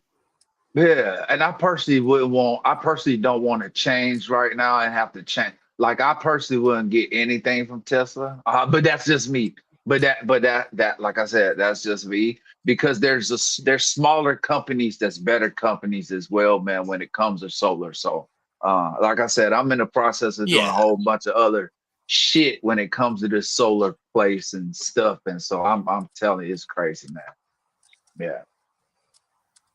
Yeah, it's just nuts right now. Yeah, they're hustling. Yeah, they need to change the laws. We should all be able to have our own solar panels, our own solar batteries. We should not have to be hooked up to the grid and feed the system. Exactly. It's all fucking bullshit. Exactly. That's as simple as that. But that ain't gonna happen. It started out that way, but then they changed. At this point, just follow the fucking money, and nope, because the sun ain't free. They made sure of that. God forbid you have an electric car. Now you're charging your electric car off your solar. For water. Yeah, just like if you went back 50, 60 years, people would not believe that. For water, you can have a private well on your property to irrigate your farm with. They're going to charge you $1,000 a freaking acre. Yeah, water. Yeah, even if they have a law that you cannot collect rainwater in a whole bunch of other countries. Became popular. Like, what do you mean I can't collect rainwater? Like that's now it's commonplace that we buy water. It's crazy. Like if it's raining and I have a barrel. You all seen the Lorax, right? We're going to be buying cans of air before long. Yeah. It's not us, dude. It's not. Fresh. Hey, listen. It's not us that they're worried about. It's major corporation water harvesting. They're not worried about the fucking little guy harvesting water. It's the big giant corporation harvesting the water. Well, this is the problem California constantly has. They make these laws for big companies. This is about a big cannabis farm, biggest and big that. But it encompasses everybody, so the little people have to deal with the same freaking law that crushes down on them. Yeah, exactly. They don't recognize the difference between a business that does $200,000 a year or $25 million a year. It's like, it's a small business. They're both the same. It's like, no, they can actually afford lawyers and a whole team of shit and blah, blah, blah to navigate stuff. Meanwhile, this is a husband and wife team trying to figure it out themselves without investors and everything else. So all businesses, they just come down on the same kind of way. Yeah. It's rigged. It's rigged. They rigged the system.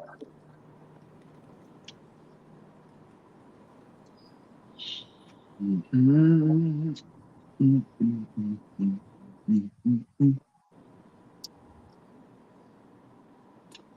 hell is this? Dude, what are you doing, man? Okay, there we go. Doing 30 miles an hour on the fucking highway. Fucking dork.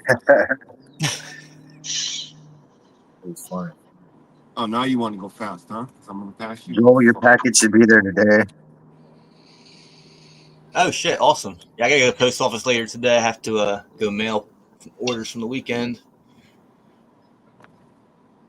Okay. I'm pretty much busy all week now, so looking forward to trying something fresh this weekend. Relaxing a little bit. I'm busy as hell lately. I need a day off. Be nice. All right, I'm glad you said that, Green Finger. I'm trying to get my just get it out and fix over to rent it out. I'm busy to help my house right now. Now I have my phone's ringing off the hook. People want shit me to do work for them, so I'm like trying to schedule all these things. And I'm like, where am I going to get my stuff done now? I'm just started doing a whole project at my house. Now I'm up for stuff. Wow. Hell yeah, no. I know it, man. How'd they go? Right. They didn't call me in May. I wasn't that busy in May. I had plenty of time. All right. Absolutely, man. Oh. That's the way it goes.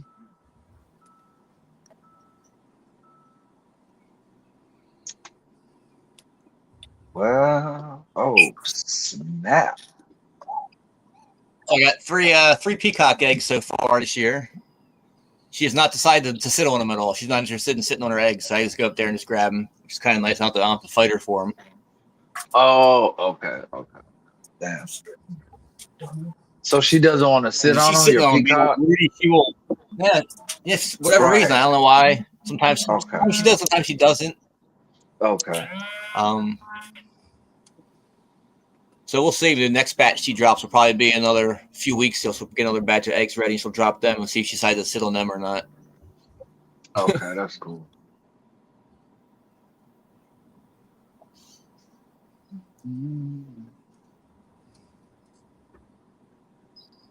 But I'm going to take them anyway. So I don't have time right now to raise baby birds, incubate eggs, and all that shit. Yeah.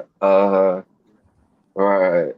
It's a whole new skill I have to learn. I've never done it before. I don't want to learn it right now when I'm busy doing a bunch of other stuff. I want to be able to focus my attention on something. Especially as living creatures, I want to be able to focus my attention on it, not forget, because I'm busy doing other stuff, and God forbid something happens. Right. It's so horrible. Yeah. As much as I want to have a little baby peacock imprint on me, so I have a pet bird that follows me around the yard and shit. That'd be cool as hell. I don't have time right now to work on that project. Right.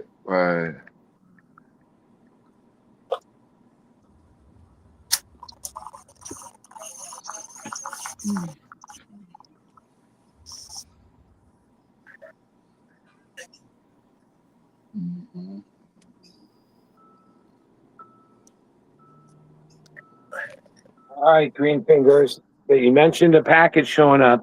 I'm headed to the post office myself, but I'm throwing together your package. Yeah, maybe you can get these going and then forward it to Chris, because it's from 808. It's called Chemtrails. It's the SFVOG backcross 4. For sure.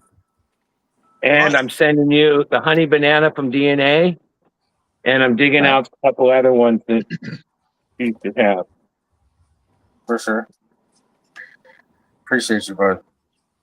I've been slacking. I was going to ask for your address too, but if I didn't, I need your address again, bud. Right. Yeah, I'll give you my PO box. I think you did send it to me. You did, I think. Yeah. Well, if you need it again, I'll send it again. Yeah, I'll check. Let's see what else you want. Yeah, I got to get a package for you too. I got right here waiting. All right, wait a sec. How about banana biscotti Wilson? All right, that sounds like you all day. How about Cuban black haze? All right, those are those for you. Who's that Cuban black from? Oh, it's crossed into Wilson. I have like, I'm friends with Masonic, so like I have bags and bags of every fucking thing he done. Oh wow. And here's a Donnie Burger. Griefers, I wanted to ask you about those Mac 1 LA Confidential. Are they growing normal? We get some weird ones. Are any looking actually decent so far? There's some weird ones. One that looks decent. Yeah, they're slow. Such a slow grower. Oh yeah, LA Confidential is slow. That's a problem I'm having with that. It's slow. They got stuff in the planet after that had already like shot past it. I'm like, holy shit! Like that's crazy. I was like, fuck me, bro. Like, this is gonna be like an adventure. I'm just gonna have to take my time, sit back, and just watch it happen. You know. All right. Hell yeah. Yeah. All right, Green Finger. This one, I grew it outside. Grow it outside. It's a Super Lemon Haze Amnesia. It came from James Loud. It came from James, not Mark, but Amnesia. I'll write on it. I'll say James Loud on it. Good. All right, let's see what else I got for you. That should be a good mix up there. Yeah, I grew that one, and it was really good. It was like a big fat citrus, but yeah. It was, to me, I didn't know it much about Amnesia. But it was like, it was Super Lemon Haze. That's how it grew. Outside. I don't know if that would be an indoor strain. All right, there we go.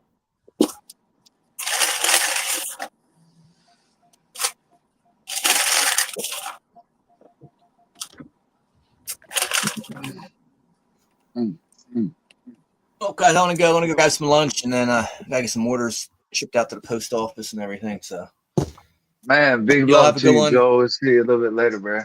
Yep. I don't get a chance to get back on this week. I'll see you guys next week, but we'll see. Of course, everyone's giving me a call for work now, and I'm trying to get shit done around the house. So, that's how busy I get. Hell you yeah. Tries to call me and shit it all. Everyone in chat, take it easy. Peace. Me too, man. Everybody have a good day.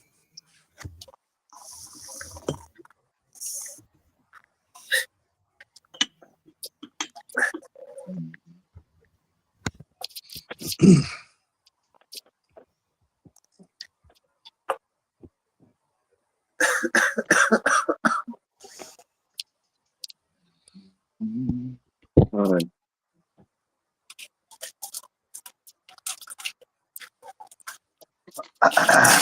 Hopefully everybody's been smoking good in the chat.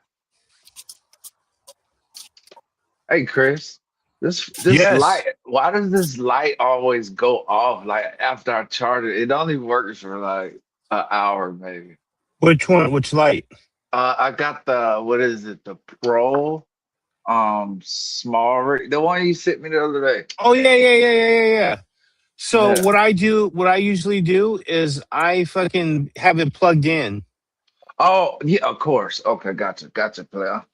Gotcha. Thank you, man. Yeah. I have it plugged in. I don't ever not have it plugged in when I'm fucking. Oh, okay, gotcha. You know, when I'm doing it, otherwise, that's only if you're doing it on location. You know what I'm saying? Have it plugged in. Doing it for sure. Thank you. Yeah, appreciate it though. Yeah, and it'll continually work.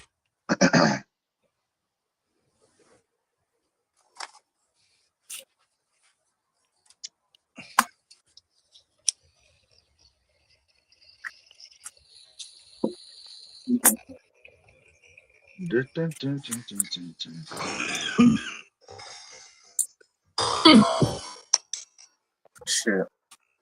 Gotta plant these seeds outside today. Let them struggle. They're gonna make it too. Yeah, man. Hey, that's how you know they're supposed to be here, green fingers. When they struggle outdoors. Yes, sir. They're supposed to be here at that point. Yeah, well, the Cupcake Gelinade purple sugar apple did great outdoors on the 4th of July. I planted them. They grew 3.5, 4 feet tall. Really? And they smelled hella dank, and then they turned out to be boys. I was like, damn it. Oh, I know it. So I Yes, let them man. pollinate everything. So I was like, you're pollinating everything, man. 'Cause I'm not just wasting this time I had with you. So yeah. Oh, I So I should, let man. You them know what? pollinate. Yeah. So I got these seeds, Coyote Ugly with the cupcake gelinade, purple sugar apple. I'm gonna plant those and the Dairy Queen, and then the Colombian Thai. But all those were pollinated. Damn. Dad that loved it out there, so I'm gonna just keep growing Okay. these ones out there. Yeah. That sounds good, man. Good shit, man. I love it. I love it too. Hell yeah, See, man. Hell yeah.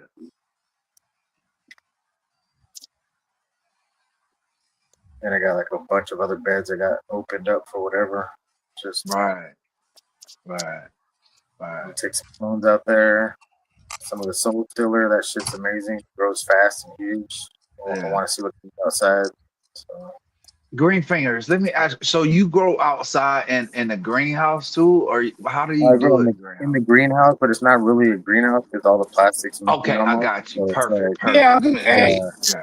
so it's just to a stop lot of the y'all, wind, really. It's to stop the yeah, wind from hitting the plants directly because it's so bad out Right. here. Perfect. Yes. Yeah. That's the same reason Really. me and you have the same setup, green things, because Yeah. because I understand. Yeah. So that's why I was doing it too, man. But yeah, my tarp didn't last Yeah. for like My, a season. My shit didn't even last a season. I was like how, crazy, man. how come you haven't asked your that's just how crazy. come you haven't asked your your mom for some plastic? It'd be 140 degrees in there if I had plastic.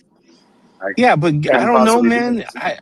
I feel like you should I get just some need plastic at sidewalls least on for it. one side. What side would it All I need is be? sidewalls. I already have sidewalls out there. That's all I Oh, need. okay. You already have sidewalls. I just don't. The top of it's been Yeah. shredded What do you? from years of fucking being shredded. So yeah, I just need the sides. I got the sides. I got plastic. I just Hell yeah. Hey need to get Chris, highlight this comment right here from Brenda Thomas 4031 real quick. Hold on. Let me see. Where's it Did you at? get to see that? I thought I seen it. It was like up there in a little bit. my comments turned off. Sorry. Who? ID, your package has gone out too, bud. I didn't forget about you, dude. I think it was like Brenda Hey, Thomas or something like that. okay. Yeah, ID, your stuff has gone out. It should be there. Check the Need day to right interact here. with chat, Guerrero. Stop ignoring you chatters. I see it right there. Shout out to Grumpy. What's up, Grumpy? Big love, yeah. Yeah. On the first, you should be there on the first ID if you're Yep. still watching.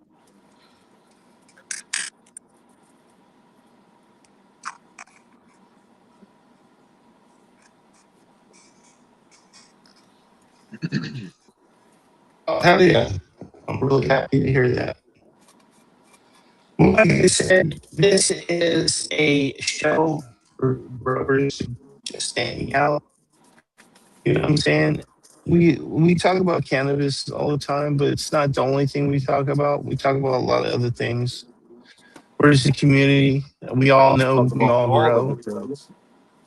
Yeah, we all know we grow. Every of the things. So yeah, welcome to the fold. Welcome to the machine.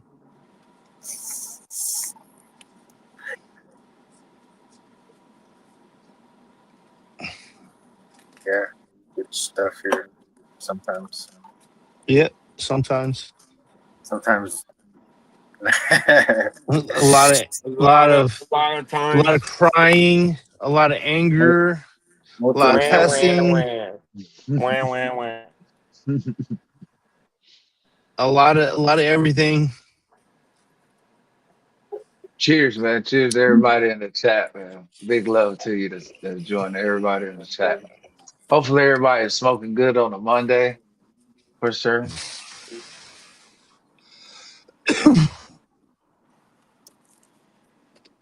Hell yeah, been a great show today. Hell yeah, always.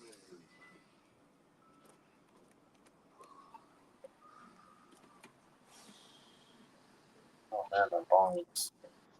pretty dirty. Me too, green fingers. I gotta do it too, bro. I just Golly, man. freaking cleaned it this weekend, and then I would water every morning, but the resin's pretty dirty, and I just cleaned it. I'm like, damn, already? Man, bro. Yes. My lungs got to be filled up. Clean that bong. It's so damn dirty. I know, man. I know. God, somebody. Mm.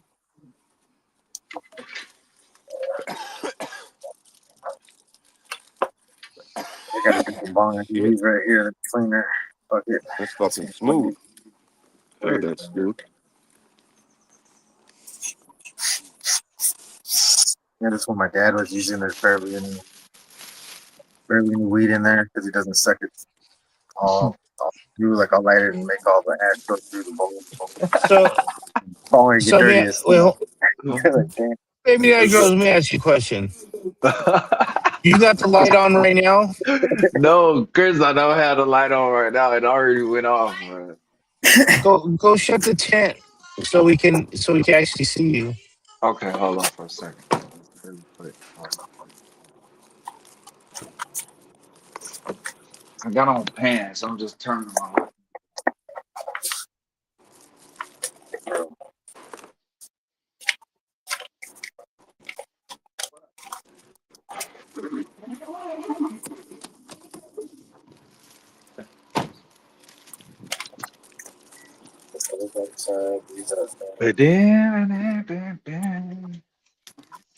Damn, Chris, why you got me up here, bro? Perfect. Ah.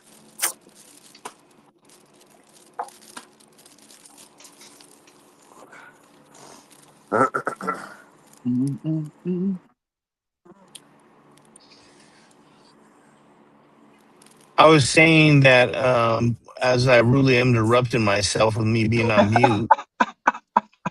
I was saying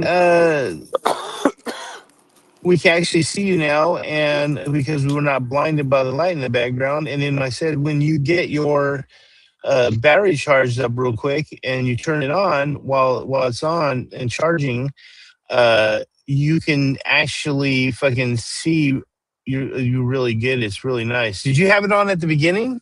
I When you did. I first had came on? I had it on the Oh, beginning. I got, but then it was probably fighting that light behind you. I gotta go check this shit Oh, now. let me see. Let me turn it on real quick. I'll show you what it looks like, Chris. It's pretty good. It's no joke, pretty good. Good shit. And remember those buttons on the back, they do different things. So you could change Right. it I've seen from that. different colors. Right. I've seen Okay, that. from warm to cold. I do usually do in between. Right.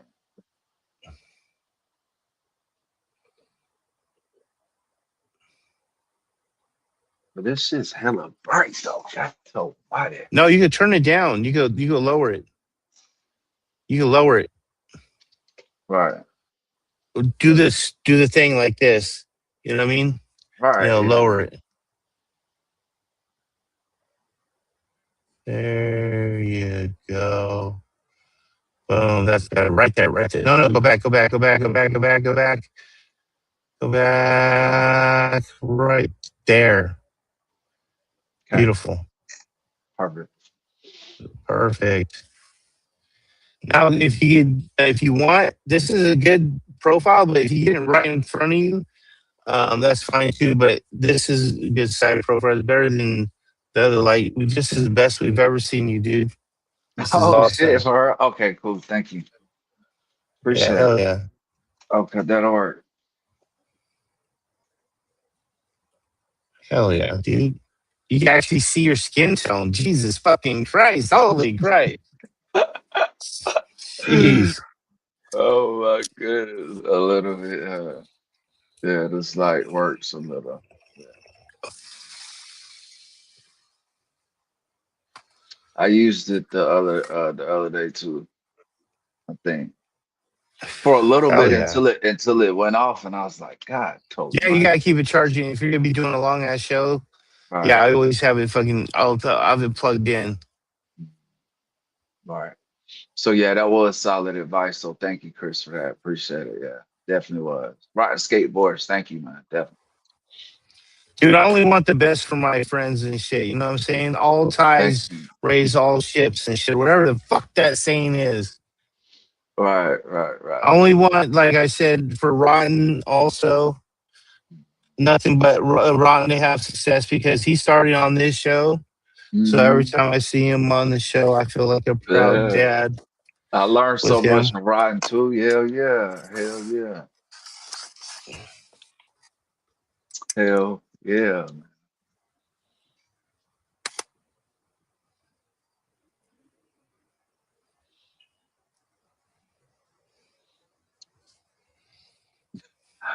A Dorito? That's a Dorito, great fingers. Hell yeah. Oh No dye. man. No dye Dorito. Tastes amazing. Okay, I was about to say, so that's what they're supposed to taste like, right? Okay. For sure.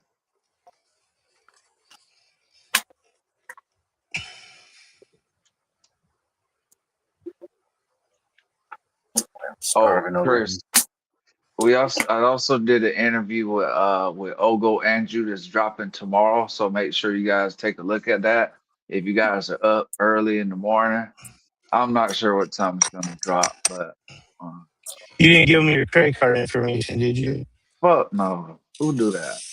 Okay, I'm just making sure. No. What are you knocking out, bro? I was trying to knock my bowl out. I figure that's usually what that sound is. Yeah.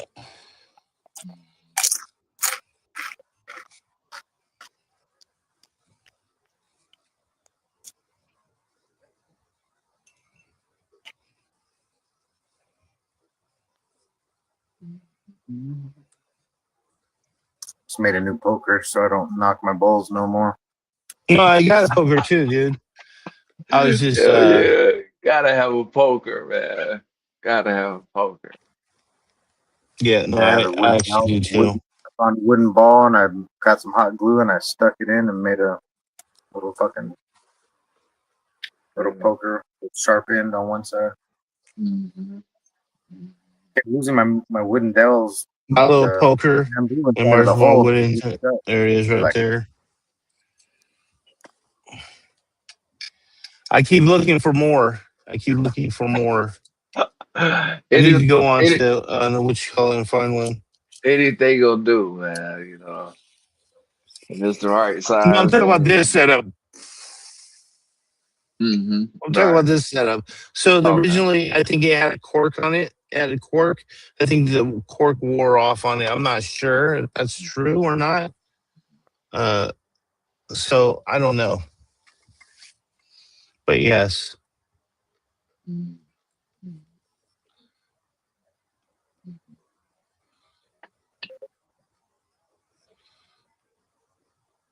Oh boy. Hell yeah.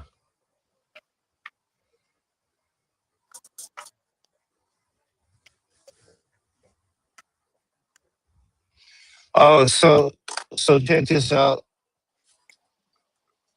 I'll show you guys once again. This happened, and so I was trying to get the thing off, and it's broke like that, and it was just a straight cross break like this, just along the rim, and now it's finally breaking around the thing, and I'll just eventually fucking break it out the thing. But this is like I said, 9 mil, so this will survive the bong will.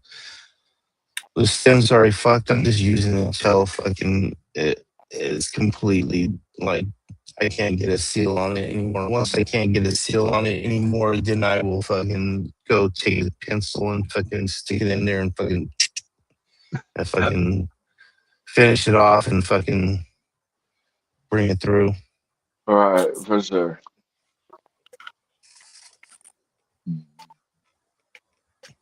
But yeah, but it's getting there. It is literally getting there. Damn. About that time. You gotta get it now. Good shit. Bud, I'm glad you came on because we were about to end the show. I'm glad to see you again. You all have a wonderful, wonderful day, everyone. Party on. See you tomorrow. Have a wonderful, wonderful rest of your day, morning, evening, whatever it is. Peace out.